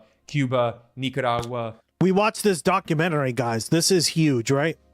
We literally drove around with Hugo Chavez in the documentary, and he talked about all the things that the US were doing in Latin America, right? And how like there were a group of left-wing candidates who were also trying to fight this shit. The story never changes, right? If you were there that day, you know. Crazy, right? Great documentary called South of the Border, right? By Oliver Stone. And others. But in terms of the new far-right regime in Colombia and its alliance with Israel, it's not just neurosyphilis will take away his sight, hearing, and ability to walk. Rhetoric that we're seeing here. We're also seeing tangible action. So one of the first things that De La Espriella did right after he came to power in Colombia, just 3 days into his term, his foreign ministry announced that Colombia officially recognizes Israel's occupation of Syrian territory in the Golan Heights. Now, this blatantly violates international law. Going back to 1967, the Israeli colonial regime occupied Syrian sovereign territory in the Golan Heights, along with Egyptian territory and, of course, Palestinian territory, the occupied West Bank, that remains occupied to this day. But in terms of Syria, the Israeli regime occupied the Golan Heights, and almost no countries actually recognize this as Israeli territory. The US regime did recognize the Israeli regime's control over the Golan Heights back during Donald Trump's first administration, and now Colombia is one of a small handful of countries that have obediently followed the US empire in doing the same. But this is a very controversial decision inside Colombia. The former left-wing president, Gustavo Petro, publicly condemned this move, and he argued that the people of Colombia do not recognize Israel's control over the Syrian territory. And he noted this blatantly violates First reign of terror. So inside Colombia, there is a lot of opposition to this US-Israeli puppet regime that is now governing the country. But that's just one example of the extreme policies that are being carried out by this new far-right regime. In fact, literally on the same day as De La Espriella's inauguration, on the 7th of August, the first thing that Colombia's foreign ministry did is it recognized the Moroccan monarchy's control over the territory known as Western Sahara. This is territory that has been illegally occupied by the Moroccan monarchy for decades in blatant violation of international law. Of course! And the indigenous people who live in Western Sahara are known as the Sahrawi people, and they have officially created a government they call the Sahrawi Arab Democratic Republic. And the first thing that De La Espriella did on the day of his inauguration is his government ended its recognition of the Sahrawi Arab Democratic Republic. Now, outside of Latin America and Africa, a lot of people have not heard about the Sahrawi people and the illegal Moroccan occupation of Western Sahara. However, obviously in Africa, this is a very important issue because this is a colony of the Moroccan monarchy. And here I'm looking at a map showing the countries that officially recognize the Sahrawi Arab Democratic Republic. Yeah, and we broke this down a few streams ago. We probably will break it down again. But I told you guys, like, this is modern day colonialism. All right. And this is like one of the biggest, if not the biggest, unseen colonial project. Because we always talk about, you know, the colonialism of past, right? And some of the things going on in, like, maybe say East Timor, you could say that was a more like recent colonial project, right? But this one's like ongoing as we speak right the fuck now, right? And you hear crickets from people. It's fucking disgusting. It's disgusting. This is still acceptable. Yeah. And like, I broke it down, right? Like, again, they just don't have a lot of, first of all, look how many countries like see them as even a country, right? Even though they should be a country, and were never part of they were never part of Morocco, nor should they be, because the people there are very different, right? And they want to be an independent country, right? So it's really disgusting how this stuff keeps happening over and over and over again. God Includes damn it. many Well said, countries in Africa, including Algeria and Libya, along with many countries in Eastern and Southern Africa. But it's not just that. If you go over to Latin America, you can also see that there are several countries in Latin America that recognize the Sahrawi Arab Democratic Republic and its sovereignty in Western Sahara.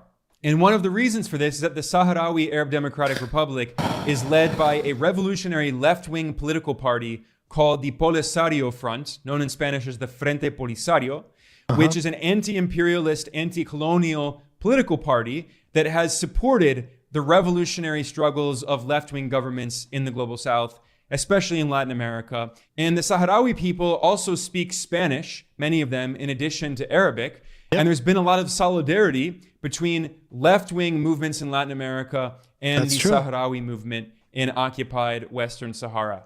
So this is why many of the left-wing governments in Latin America officially recognize the Sahrawi Arab Democratic Republic, including Cuba, Nicaragua, Venezuela, and Bolivia. At least Bolivia previously had a left-wing government.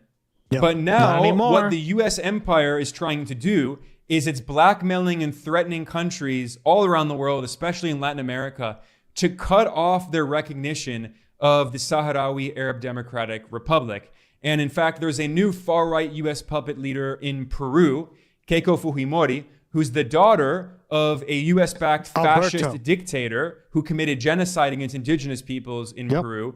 And his failed daughter, who's also a US puppet, she is now talking about ending diplomatic recognition of the Sahrawi Arab Democratic Republic and recognizing the Moroccan monarchy's illegal occupation of Western Sahara. And of course, Israel plays a role in this as well, because the Sahrawi people, led by the Polisario Front, they overwhelmingly support Palestine. And there are many similarities between the Moroccan monarchy's illegal occupation of Western Sahara and the Israeli colonial regime's illegal occupation of Palestine.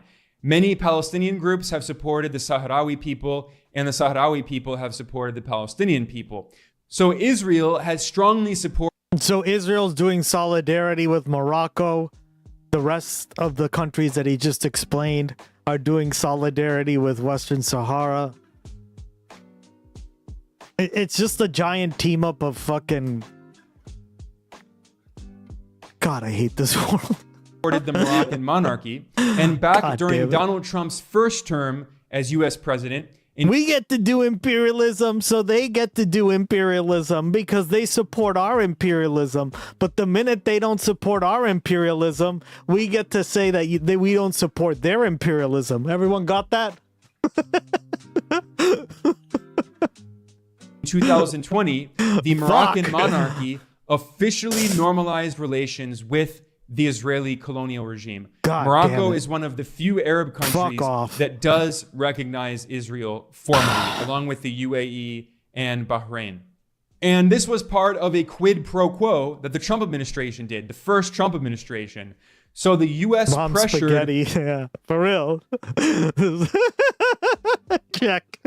But that's literally what's going on here, right? Oh my God, it's so stupid. Like, I'm literally trying to simplify this. Literally, Mom Spaghetti. It sounds like a rap song, right? On the surface, she looks calm and ready. Not bombs. But she keeps on forgetting. I love that song, by the way. Eminem's so talented with lyrics. Moroccan monarchy to normalize relations with the Israeli colonial regime, to abandon the Palestinian people. And in return, the US government officially recognized Morocco's illegal occupation of Western Sahara. The US empire claims that supposedly this is Moroccan sovereign territory in violation of international law. Just like how during Trump's first term, like how there's no claim for international law for Morocco to, they just like took it. Fuck off, right? The U.S. government officially recognized Israel's illegal occupation of Syrian territory in the Golan Heights as supposed Israeli sovereign territory. Of course. Of course. Where's Cenk? Where's Cenk when you need him? Oh, I love this, man. And when I mean I love it, I hate it. I wish that was a sound button. That's a good idea. I'll do that. And the Israeli regime, by the way, responded by praising Thank you, Ducky. Trump and creating a new illegal settlement. This is I'm glad we watched this video. It's long, but this is basically summed up everything we've talked about the recent Latin American elections perfectly, right? It's done such a good job. Damn right, PB and J. In occupied Syrian territory that is literally called Trump Heights. I mean, again, this is the level. Oh shit! Did I miss the new CoffeeZilla? Yeah, you did. Of farcical absurdity. No, he does. He does a good job. He really breaks this shit down. Everything he's saying is accurate, guys. Right? I will call people out if they're not being accurate to history and shit. Right? We're living in today. So when it comes to Israel, Palestine, and when it comes to Morocco and Western Sahara, we see that this new far-right U.S. puppet governing Colombia, Abelardo de la Espriella, he is obediently doing whatever Washington wants. Another clear example of this is Colombia's relations with China. Now, the previous independent left-wing president of Colombia, Gustavo Petro, was closer to China, had been an ally of China. Petro visited Beijing, and under Petro's leadership, Colombia officially became a member of China's global infrastructure project, the Belt and Road Initiative, known as the BRI. Here I have a map of all of the countries that are members of the BRI. You can see that it's the vast majority of countries on Earth, including pretty much all of Africa, almost all of Asia, excluding India, and most of Latin America. On the map, you can see a few countries have left the BRI after initially joining. These are countries led by right-wing U.S. puppet regimes, including the Philippines, Italy, and Panama. However, Colombia may be the next country on that list because the new Trump administration ambassador to Colombia this August, his name is Nate Morris, in his congressional hearing, he boasted that the new far-right U.S. So they're puppets of America and we're puppets of Israel. Yeah, it's just like puppetry. Like endless strings of puppets being played with. Well said. Everyone got that?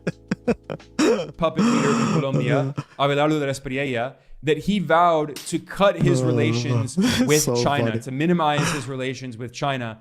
And according to the new U.S. ambassador, he said Germany has Belt and Road projects too. Yeah, they weren't on the list, right? Huh. That de la Espriella promised Washington. Human centipede.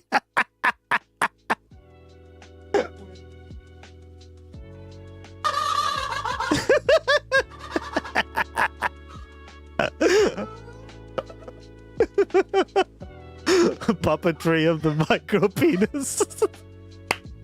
You guys are so funny. Puppetry of the micro penis. Turns off. Just end this shit. I'm so tired of it. Oh my god. It really is, right? Like, it's crazy how this stuff all works out.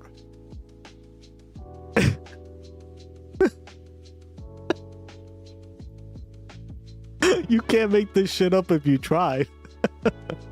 It's sad, that he's Donald. going to withdraw So Colombia sad. from China's Belt and Road Initiative.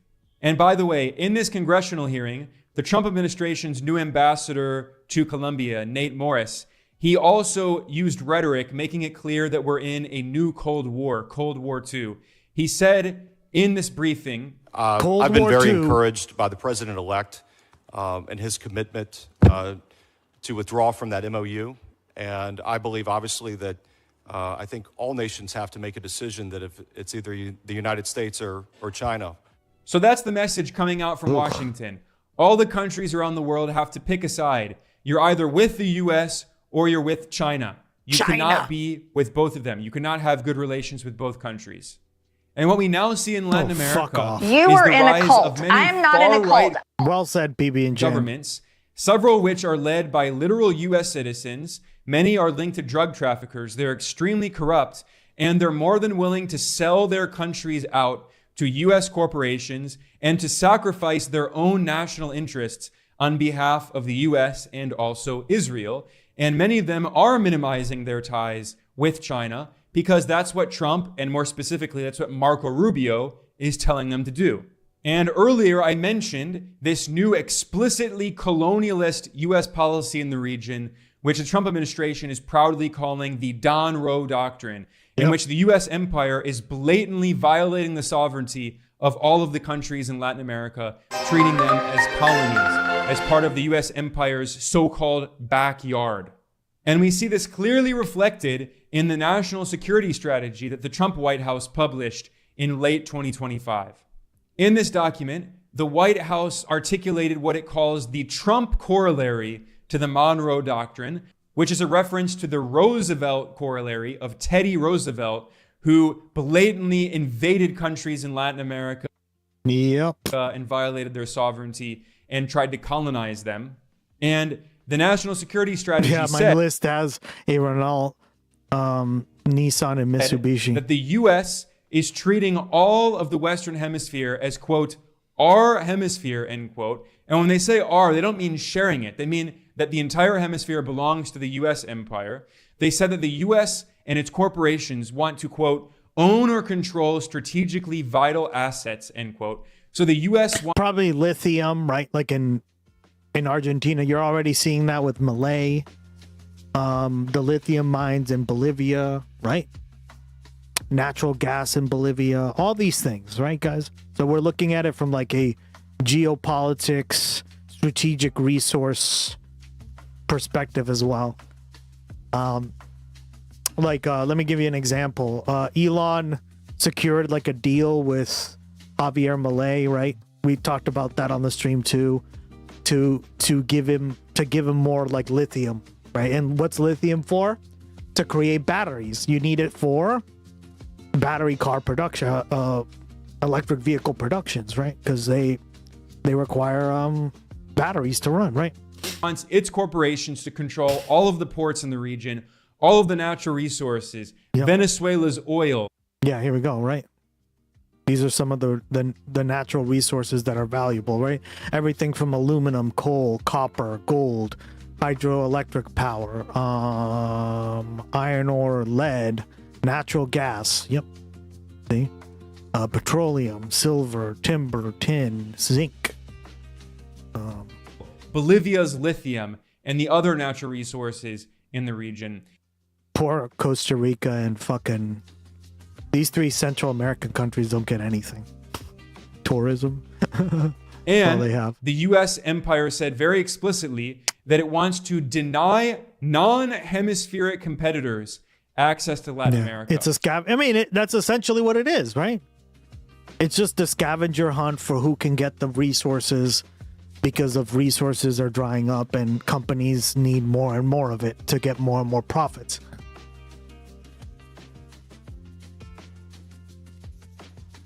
Yeah, well said. That's a reference to countries like China, Russia, and Iran.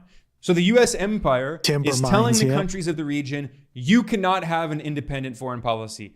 You cannot have close relations with China, Russia, Iran, any country we don't like. You have to obediently follow U.S. orders as if you were a colony. The U.S. wants to drag the world back to the 19th century, and there are a few corrupt, right-wing oligarch leaders in Latin America who are unfortunately willing to go along with this because they profit and their billionaire patrons profit. The poster boy of this is Javier Milei, the so-called libertarian, the so-called anarcho-capitalist, that's what he calls himself, who's governing Argentina on behalf of U.S. corporations What the and fuck Elon Musk, was he dressed the as? world's first trillionaire, the richest oligarch the in history. fuck? Or in Ecuador, I mentioned the far-right narco dictator and U.S. citizen Daniel Noboa, who is the son of the richest billionaire oligarch in the country, who's also selling out his country to U.S. corporations and allowing the U.S. military to militarize his country. And now, of course, you have the latest example in Colombia with this far-right multimillionaire narco U.S. citizen, Abelardo de la Espriella. I explained who exactly he is today and how dire the situation is in Colombia today, with a total puppet regime that is surrendering the sovereignty of the country to U.S. corporations and Israel. However, as I conclude here, I should point out that hope I've is been not seeing lost what you completely. mean, girl. Captain and Cap. Oh no, is that really it? With our powers combined, I will become Captain and Cap. He's a hero. Gotta take capitalism down to zero. I mean, what are the lyrics to that fucking, right? Where's Peter? Wasn't she a big fan of Captain Zero? I mean, Planet. For Latin America, there still are a few countries that are resisting and fighting back against you. Guys, where did I think of this shit? Are you telling me you've never seen Javier's Super? I have never seen that shit. Oh, it's so lame. Jesus. U.S. imperialism. This is precisely why the U.S. empire is trying to suffocate the people of Cuba. Remember that conversation, Peter? Captain Plan. You almost got it, yeah. By carrying out a barbaric medieval... See, I listen to you guys. It's just selective. I'm joking. ...style blockade, a military blockade to prevent Cuba from getting oil. This is why children in Cuba are dying. Young babies, newborn infants are dying because hospitals don't have electricity because the U.S. is preventing Cuba from getting access to oil. But that's all Captain in order to try to and Cap. overthrow the revolutionary Cuban government, to put in power a far-right U.S. puppet who will allow U.S. corporations and the mafia to take over Cuba like they previously did before the Cuban Revolution. Or another example of the resistance... Captain and Cap is Captain Anarcho-Communism. Sorry, I mean capitalism. You would never want to be called that. Since we see in Latin America today. I gotta say, the super suit kind of motivates me to make a super suit of my own and save and have him be my arch nemesis. Yeah, for real. What would you be called? Captain Ancom? Captain Ancom versus Captain Captain Ancap. Captain Ancap is so strong. He tanked the entire country's economy. Is in Nicaragua, which has a revolutionary government led by the Sandinista Front, who carried out a revolution in 1979 to overthrow a right-wing U.S. puppet dictator. We here at Geopolitical Economy Report published another video about the Sandinista revolution, which continues in Nicaragua today. You can't and make the struggle this shit of up. the Nicaraguan people to defend their freedom and sovereignty against U.S. meddling and imperialism. We will link to that video in the description below. You should check it out as well. Wow. I got my name already. What is it? Tell us. We need to know. Captain JRE, huh? Because you're a JRE fan. Why is every fucking superhero named Captain? I don't know. Blame Captain America. I blame Captain Planet, the OG. God, I can't believe I haven't seen that fucking picture of Javier Milei. That's crazy. That is cringe, guys. That is giga cringe. What? Captain Gust. Hey, oh Lord, welcome. You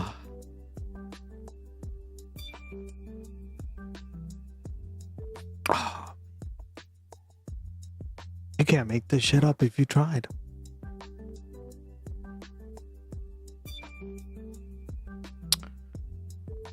See if there's anything else that I kind of want to cover real quick.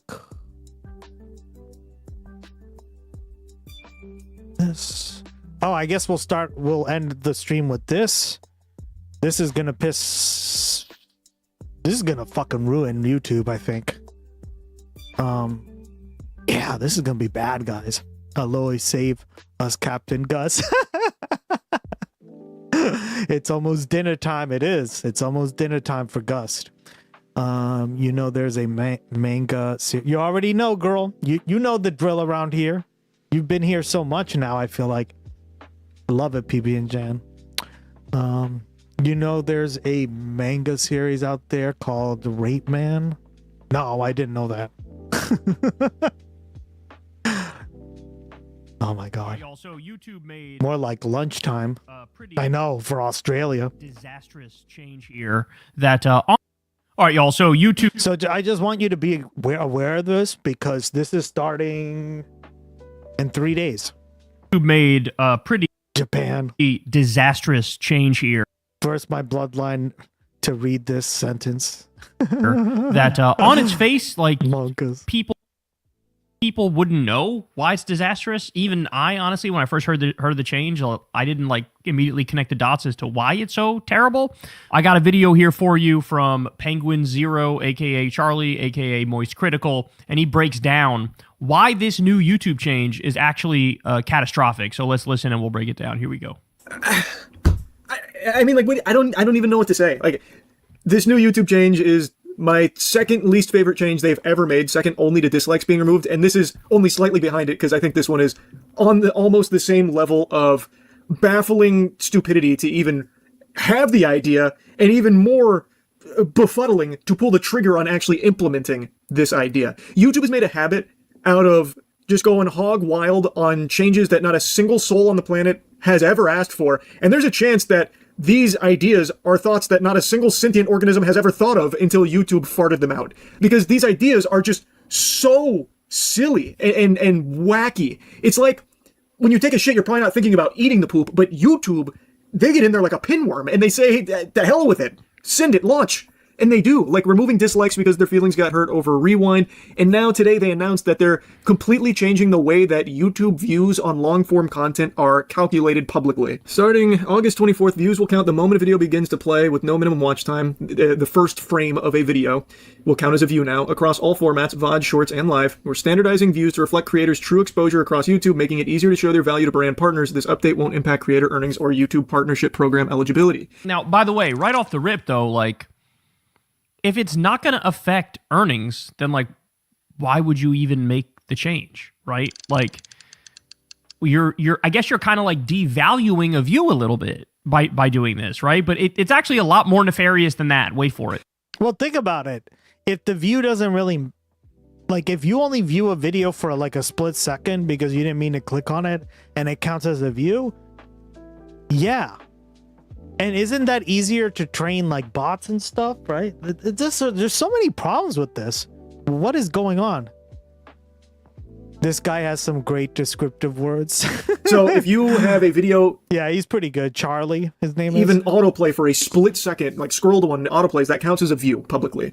Now, they do mention that they still have engaged viewer metrics, which is kind of the old way of calculating it, where you need a viewer to stick around for, it was about like 30 seconds on long-form content, which is like an actual view and something that's been standard on the platform for ages. Now they're going the way of Shorts calculation, which is even if you like fall asleep and it just starts doom scrolling, every single thing that it hits is going to count as a view there. Just ding is an impression, which is completely useless. This change is going to explode YouTube views, obviously, but it's not real. It's just a vapid fake number. It's just phony baloney nonsense, really. Yep. On its face, that's a bad thing, right? Like, you don't want to juice the numbers to the point where it's just totally inaccurate. I mean, everybody correctly went after Rumble, for example, because their views appear to be juiced. Or, you know, Facebook back in the day, they really were like mega juicing their numbers. And when advertisers found out that the views were basically fake, they just like stopped giving money for Facebook.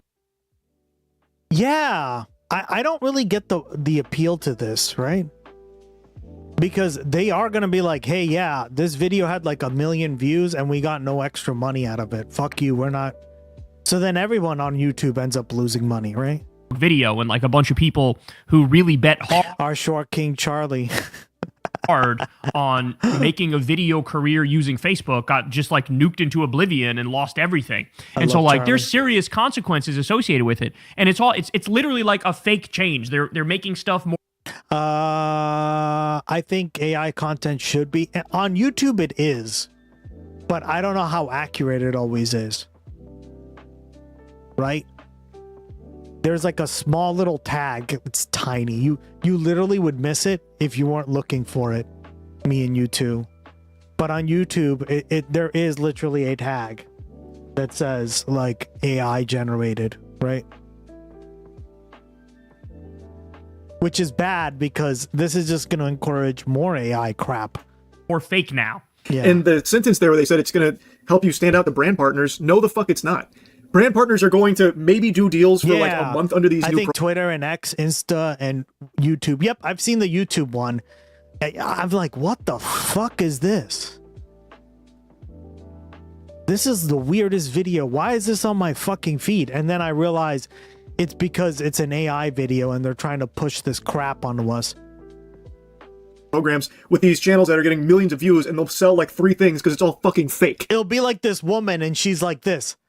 Hello. I am here to talk to you about geopolitics. Guess what? I'm just like, oh no. The Fruit Love Island. I'm not even joking, guys. That's how bad it is. Like, that's actually a really devastating point. I've never talked to an advertiser, so in this respect, I'm in the clear because I don't talk to the woman with the small business that isn't selling, everyone's bullying her at the farm's market. Yeah, these motherfuckers anyway.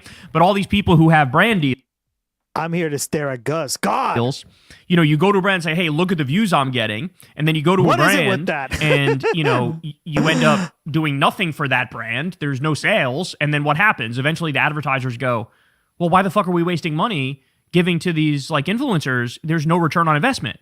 And so then that'll lead to like an advertiser exodus, right? Seems like a bad idea. It's so silly. And the only channels that stand to benefit from this are the channels that you don't want to thrive here, the ones that have already poisoned shorts, which is AI, clickbait, and just fucking endless amounts of slop, mainly AI slop. I have to say, and I've seen it more and more start to take over the platform too, where it's just like complete AI channels. And I think that should be illegal. I don't think it should be allowed. I've noticed that too. I was like, what the fuck? These are terrible. Out on YouTube, I think YouTube should try to ban 100% AI channels. I mean, it's insane that I even have to say these words out loud. Some of them are really creepy, guys. Like, oh my God, I was watching, what was it? The creepiest shit I've ever seen. Out, but like, we shouldn't be drowning in slop, right? Like, shouldn't that be obvious to people? We're drowning in fucking slop, and now their numbers are going to get juiced. The slop factories are going to get juiced numbers, and then attracting advertisers to them over real people. I mean, this has got disaster written all over it. This now incentivizes them to break containment, the SCP protocol here, and go on to long form now, because now they can thrive there too, and they already have been thriving in long form. Oh shit, I see what he's saying. So he's saying like there's a lot more AI slop in short form, but now this allows them to break through into long form, which will further drown out the real creators. Even with the previous view metric calculation, this now just incentivizes it more and pushes normal creators to once again really heavily consider just clickbaiting, so that way they get you in the door right away. Like, K-pop Demon Hunters did what? And it's them bending over fucking full goatsy or something. Just to get a... Yeah, right? What's going on here, right? With some like really clickbaity title just to get you in the door, and oh my God, guys, I hate this shit so much. Click, because now that counts as a view. Ed Sheeran is playing right beside me. I don't want to be drowned out by that. Before it didn't. Good call. I'll re-listen to this. That's a good point. I mean, there's already enough of like a clickbait problem just from human nature alone. And what they're doing is they're like putting that problem on steroids, right? Because now, like, oh, if you just get somebody in the door for a split second, you're good. And you could just bait and switch, hard body, you know? Yep. You got clickbaited, you'd probably click off in a handful of seconds. That would never register as a view, so you could never capitalize on that. Now, with this new change, you can, and it is constantly going to be incentivizing that. And again, it does nothing for brand partners, because if they start working under these fake numbers instead of like requesting engaged viewer numbers, then those brands are fucking dumb. And they're going to feel a huge hit to their marketing spend when they see no return off all of these phony baloney views, these fucking horseradish views that aren't real. Well said. And you can easily gamify this. Like I saw Spiffing Brit give a little infinite money glitch that is a little tongue-in-cheek, but would actually work, where you just instruct your viewers to just F5 over and over again while you have a sponsorship enabled with uncapped CPM. You could farm an unbelievable amount of money through doing that if it's just the public views instead of engaged views. And I don't think that's going to happen because I don't think brands are going to really care about the public view. I don't think anyone's going to care about the public view because everyone is going to know it's not real. And it just really made botting services extremely happy. You know they just fucking blew a load into those britches right there. They got a fucking fat wet spot in those trousers because now bots are going to be so pivotal to a lot of these like AI slop factory protocol. Like this is like, and not only that, just also normal YouTubers that are trying to like stand out might just start doing botting. That's going to be much more effective now that it doesn't have to like have a certain amount of time that it sticks around. Just a single frame is all it takes. Bro, botting services are absolutely going to be popping off. If dead internet theory wasn't real, it feels like it's becoming real now. Oh yeah, I mean, this is gonna put the final nail in the coffin. Like, right? I felt like YouTube was kind of... Everyone knows what dead internet theory is, right? Is that most of the internet isn't really, like, people actively, like us, right? Like, in chat. People talking and having a good time, right? Engaging with content. Most of the internet is just a bunch of bots all, like, interacting with one another. And, like, most of it is not really organic human interaction, right?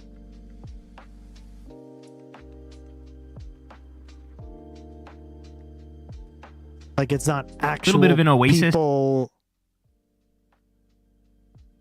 engaging. AI slop in the Spider-Man art book. Oh no. What the fuck? In the art book?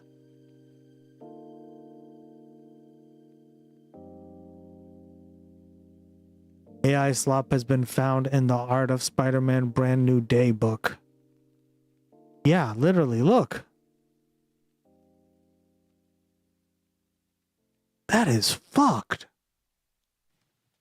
Thank you, PB and Jan. I only have YouTube, Facebook, and for my family and Twitch, yeah. In a sea of like AI slop and bullshit and nonsense. And now it seems like... Facebook is full of AI slop. Oh my god. Maybe not. And you hate to see it. Well, yeah, because like if I'm buying a Spider-Man book or a movie book from behind the scenes, I expect to see like the artist's rendition of what they expect, right? Not some AI slop. Excuse me? There's always a giveaway with the bot. That means somebody lost their job, right? Somebody wasn't paid because they just did it on AI. PB and Jan, let that sink in for a second. Like, you guys know this. If you check, there'll be a massive discrepancy between the number of views and then the number of comments. Like, there were allegations that the comedian Whitney Cummings was botting her stuff because her, you know, a podcast of hers would have like 500. Yeah, it's like the people who have like 900 or like thousands of views, and then they're like, there's like one person in the chat, right? Two people in chat. 1,000 views or something. She'd be getting like Joe Rogan level numbers, and then you'd look and there'd be like, you know, 38 comments, and it's like, again, could never be us because we're very active, right? That's obviously fake. But you know, I would like it if they try to solve. Does that make an old comic book more valuable? They were where my father-in-law in perfect condition each has their own bag and yeah, it does. If they're in good condition, especially if they're old. But they have to be worth something, right? Not all old comic books are worth stuff. I know I have some older comic books, but if they're like from the 60s and 70s, I think they're worth more. Like, don't quote me. I'm not an expert on comic books. Solve the problem as opposed to making it worse. Yeah, definitely look into.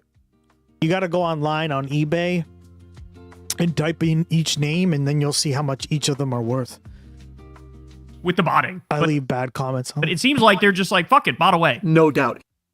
Being now that they're using AI for comic books, yeah, for real. Like, yes, YouTube does have like anti-botting measures in place. Yeah, 80s is a mix. Yeah, I have some 80s comics that I got free from the library, 90s as well. And I don't know, I checked them and I was like, oh, this one's got to be worth something. They're worth like 5 cents. But they're not perfect. No platform has perfect protection from bots. I mean, look at Shorts, for example. That's only going to be now even more prevalent because it's not just Shorts. Now it's long form too. YouTube is moving to an exposure-based model for views across all formats, meaning a view will now be counted the moment a video begins to play from the very first frame. Hello, Insiders. I'm Renee Ritchie, a longtime creator now working at YouTube, and here's what's up. Last year, YouTube moved to an exposure-based model for Shorts views. This year, starting August 24, YouTube will be expanding that model to long form. Oh, excuse me. I'm wiggling in my seat. Oh, I can't help myself here. My dad also got a fuck ton of older comics, and I can't tell from when they came. Yeah, you just gotta look them up on eBay or something. All the cartoon stuff right now pushing the same 50 videos across 40 different accounts. Yeah, well, prepared for it to be worse. Please, I don't mean to interrupt, but my hand is raised. Can I ask a quick question?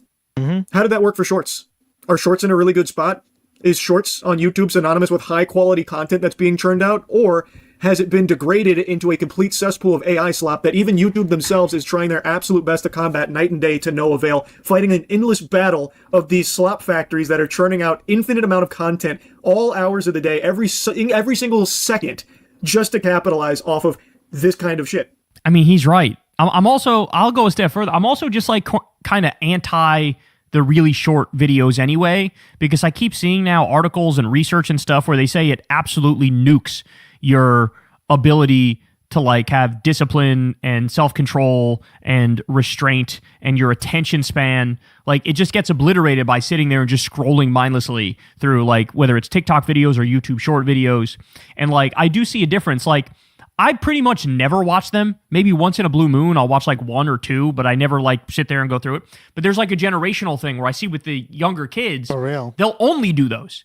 And you realize, like, hold on, do you not have the attention span to sit through, like, a 15-minute video? We are so cooked. That's actually kind of devastating. Like, it's kind of like dumbing down the population on purpose, right? So I'm, like, against those, those things anyway. But what he's describing is they're botted to the high heavens. And that shit is fake as fuck. And now that's going to make the crossover into the long form as well. I don't really think you should be taking lessons from the way Shorts is functioning right now for long form. Because while it's all AI, it's like a lot of AI shit. Long form obviously has its problems with the same thing, AI slop and those content farms. I've yapped about it quite a bit. It's not nearly to the level of degeneracy that's on Shorts. But this is making a push towards it. Why? How is there not a lesson being learned right now with what's going on with fucking YouTube Shorts? Are they just so blinded by the big number, like 200 billion views a day on Shorts or whatever? Now they want it to long form? Like, oh, we have 200 billion YouTube Shorts views. Now let's extend that to long form where we can just artificially inflate all these numbers for exposure. These fucking random impressions if someone just... Guys, a 1 hour video after going live for 2 minutes has 1 million views. How does that happen? I don't know. Happens to it just does. Accidentally see a frame of your video, bang, that counts, and now we have big number time to celebrate. Yeah, like the enshittification is now hitting YouTube. But it's not. Well, AI music can be okay if it's done the right way. Right? AI music is okay if like you're using it for something, right? But ideally, yeah, like maybe not for everything, right? Real. It's not legitimate. It's useless. And you yourself on the website, we are even talk about how this has no effect on. There's a perfect example. We open the right. We smoke in the ganja. I love that monetization. So like you're not paying. We get high in his name. Creators more for these big views. It's imaginary. The creators aren't getting paid more. Brands certainly won't pay them more. And in fact, I would even see a world where they might start paying less. I love that fucking song. Because there's so little trust in what the views represent anymore. They would need like thorough analytics on the engaged views. But I think there's a chance that, up and coming YouTubers probably get even worse deals from these brands because they just might not even trust what's being provided through the material anymore. And maybe that's the point, right? Maybe that's the point. Shortchange people more. And you guys know that I think they made the standards harder to even monetize your YouTube channel in the first place now. When I got monetized, I think it was like you need to have like 1,000 subscribers or, a certain number of watch hours, but they've since Yeah, now it's like 10,000 subscribers, 1,000 something watch hours, and all this crap. Made it way stricter and like the standards way higher. And like that's fucked up. The whole point of YouTube was that it's YouTube. Like anybody can make one. And now it's like, well, the barrier to entry is just way higher. It's not good. It's not good. There's no winners here except for AI slop, clickbait, just to get that first frame view, that first frame click, and botters. Outside of that, I don't see who this actually benefits. Yeah, me too, right? Like, my dad sent me one, and I was like, Dad, that's AI. And he was like, yeah, but the cat's on the engine. And I was like, Dad, that's AI. Why is a cat on a fucking engine about to get, right, on an airplane wing or whatever? And he's like, yeah, I guess you're right. Right? And that's what I mean. Like, they're even worse. And then there's, like, normal-looking ones, but then you look and you're like, that's not right. That's a fucking AI animal. The fuck? Except for people that a lot of my shorts are from people who foster cats. That's awesome. Just like to see big number, but if it doesn't mean it. My mom loves cute AI cat videos. Yeah, that's what I mean. There's a lot of like older people liking like AI cat videos, dog videos, animal videos, and they're all fake as fuck. And then you tell them and they're like, oh, like their entire world just got ruined.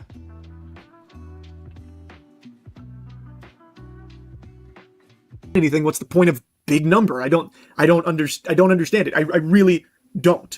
It just opens the door to just exploitation and just a further degradation of the content that gets posted onto YouTube, once again trending more towards AI slop and that kind of filth. And that's terrible, bro. Like, I really think they should ban the 100% AI stuff. I really think. I mean, is that even controversial to say? I feel like that shouldn't even be controversial. And like I said, it's not doing anything to help normal people that are trying to like make it on YouTube, because none of these new view calculations are going to matter to making it into the partnership program, which they just doubled the requirements for. Doubled it. So you still need to hit the engaged views and like the qualified watch hours, which these do not count towards. So it's completely vapid useless. Yep. He's right. He's totally right. And this video goes on. You guys can watch the rest of it if you want.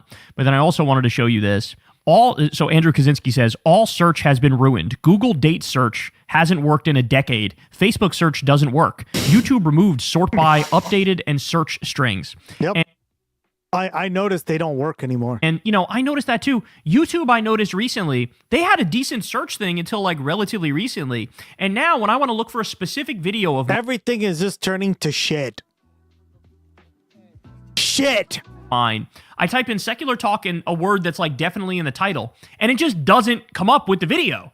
And I'm like, this is ridiculous. I have to go to the back end of my own YouTube channel, which obviously you guys don't have access to if you're looking for a specific video of mine, and type in the back end of my YouTube channel, you know, the word that I know is in the title, and then it will come up. But like, you can't access a lot of the videos just publicly. They've made it worse. Mm-hmm. And then, as austerity is theft says here, they want a brick search to force dependency and increased adoption of their AI tools. So again, all for AI slop, all in shitification. Mm-hmm. So he also says, and in that sense, AI search bots have raised the floor for people who had no basic competency with searching for information, while it's also now crippling information gathering for those who are competent. Just the enshittification of everything continues, man, and it's disturbing. It's upsetting. It's horrific. Terrible decisions. YouTube. I wouldn't even be surprised that the change was suggested by AI. But yeah, well said. Should definitely not do this. And they've also, by the way, while we're... YT search has been shipped for years. Well, he's been on YouTube for a while, right? And I guess he's saying, like, before, it never used to be so bad. And I don't remember, so I can't 100%. But he's been on YouTube for, like, 18 years, so... Yeah. Right? Having the conversation, they should change back the standards to what they were before to get any ad revenue on YouTube, to get an AdSense account. And they should bring back the dislike button. Like, what the fuck? This is all... Yeah, I never understood that. Like, this is all... Like, the dislike button was worth it because you understood if it was a good video or not, based off the general, right? Not always, but most of the time. It should be pretty straightforward, but I don't know. It's like they're intent on destroying everything that works and everything that's good. Hey, y'all, do me a favor and like and subscribe. It helps out big time in the algorithm. Click the bell as well for notifications when videos drop. and watch Don't that judge. video on screen And right it's now. so hard to find You non-AI want to. ones. Yeah. All that's going to be fucking replaced by AI. I think COVID increased YouTube's traffic a lot of the creators that came from it. Probably just like Twitch, right? Although Twitch has fallen off recently. Like I showed you the raise of the boost that COVID gave Twitch, right? And all these platforms, really. GD mod, auto mod. I do like the AI channel that does redneck videos, movies like Harry Potter, etc. All right, guys. And you know what that means? That means comment section, you still have like and dislikes. Yeah, you do. Which doesn't make much sense, right, Carla? Like, how can I dislike something here, but not... Oh my god, it's so stupid. Like, this is very different. I like it. I've heard similar, but definitely not this one by Drone. Let's see here.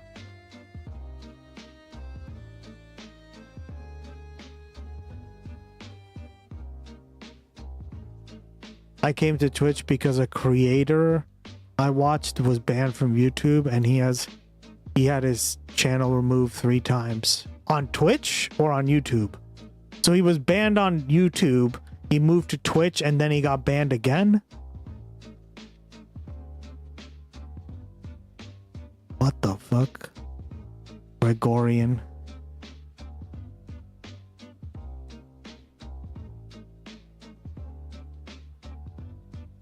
YouTube, gotcha. So he was banned on YouTube 3 times, and then he had to use Twitch to stream. Okay. Twitch has more leverage, yeah.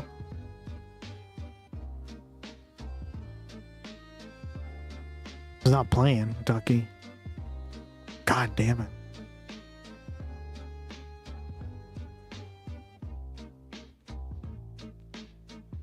Ugh, don't tell me this is AI slop too.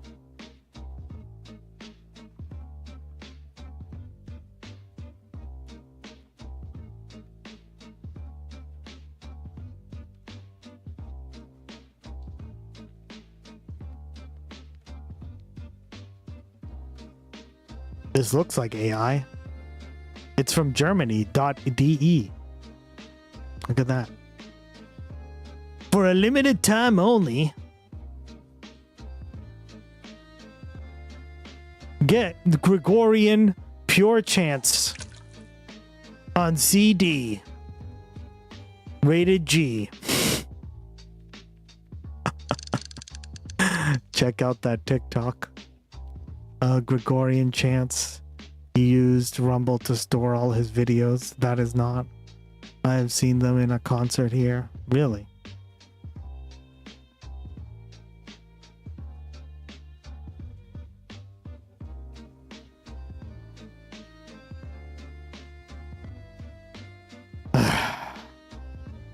May qualify for a presidential pardon. Oh my God. Look at Were you there on January 6th? If so, call now. For reasons we're still trying to understand, some participants may qualify for a presidential pardon.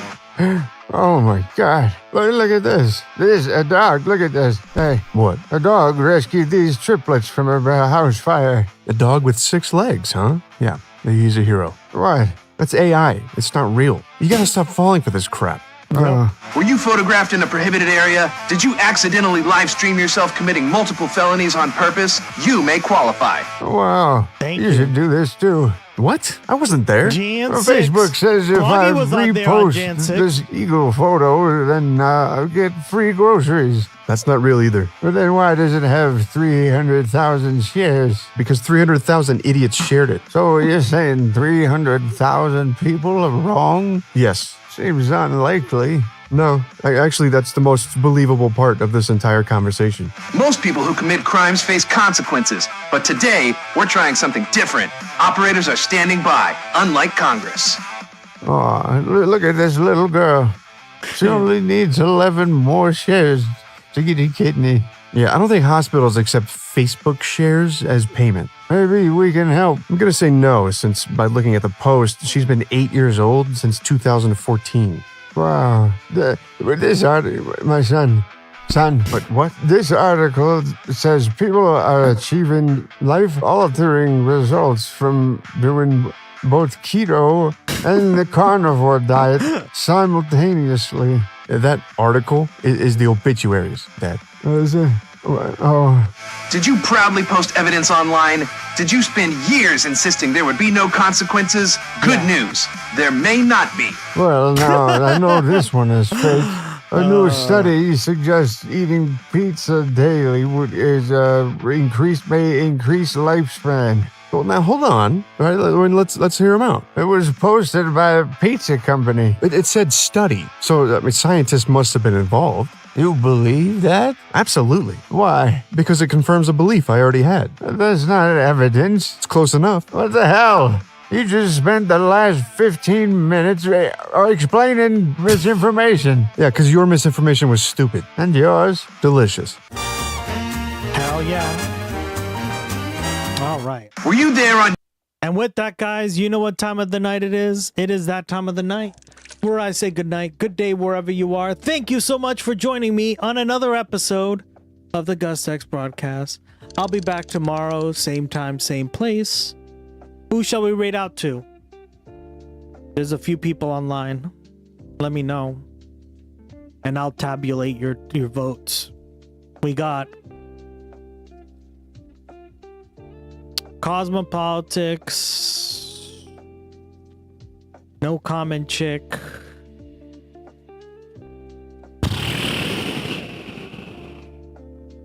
Enemy Charlie? Wait, that was I don't know who that is.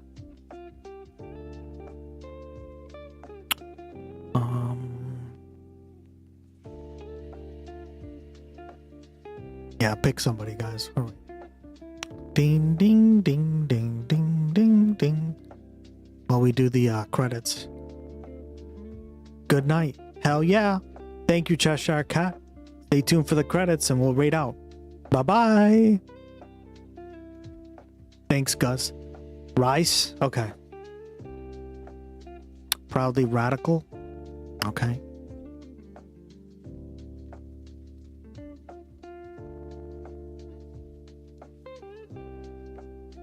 Proudly Radical. Good night, Gus in chat, of course. Night, guys.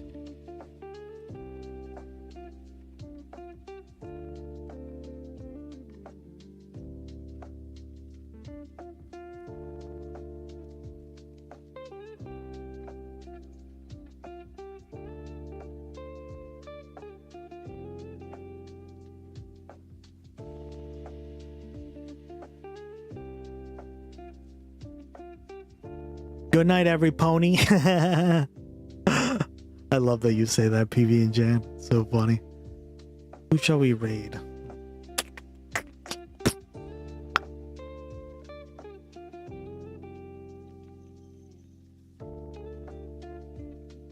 Thank you. Thank you. Thank you. Thank you. Thank you. Thank you. Thank you. Thank you. Thank you. Thank you. Thank you. Thank you. Thank you.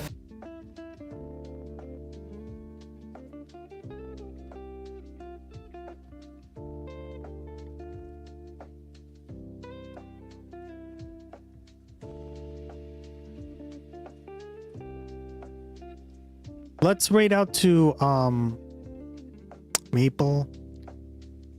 We raided him recently. We also raided Rhizome fairly recently too. Yeah, let's just okay. Rathbone, we raided him recently too. We raided all these people. No Comment Chick as well. That was like, damn guys, we're running out of people to raid. We raided him recently too. God damn. I'm just trying to like diversify a little more, right? I think we should do, yeah, let's just fuck it.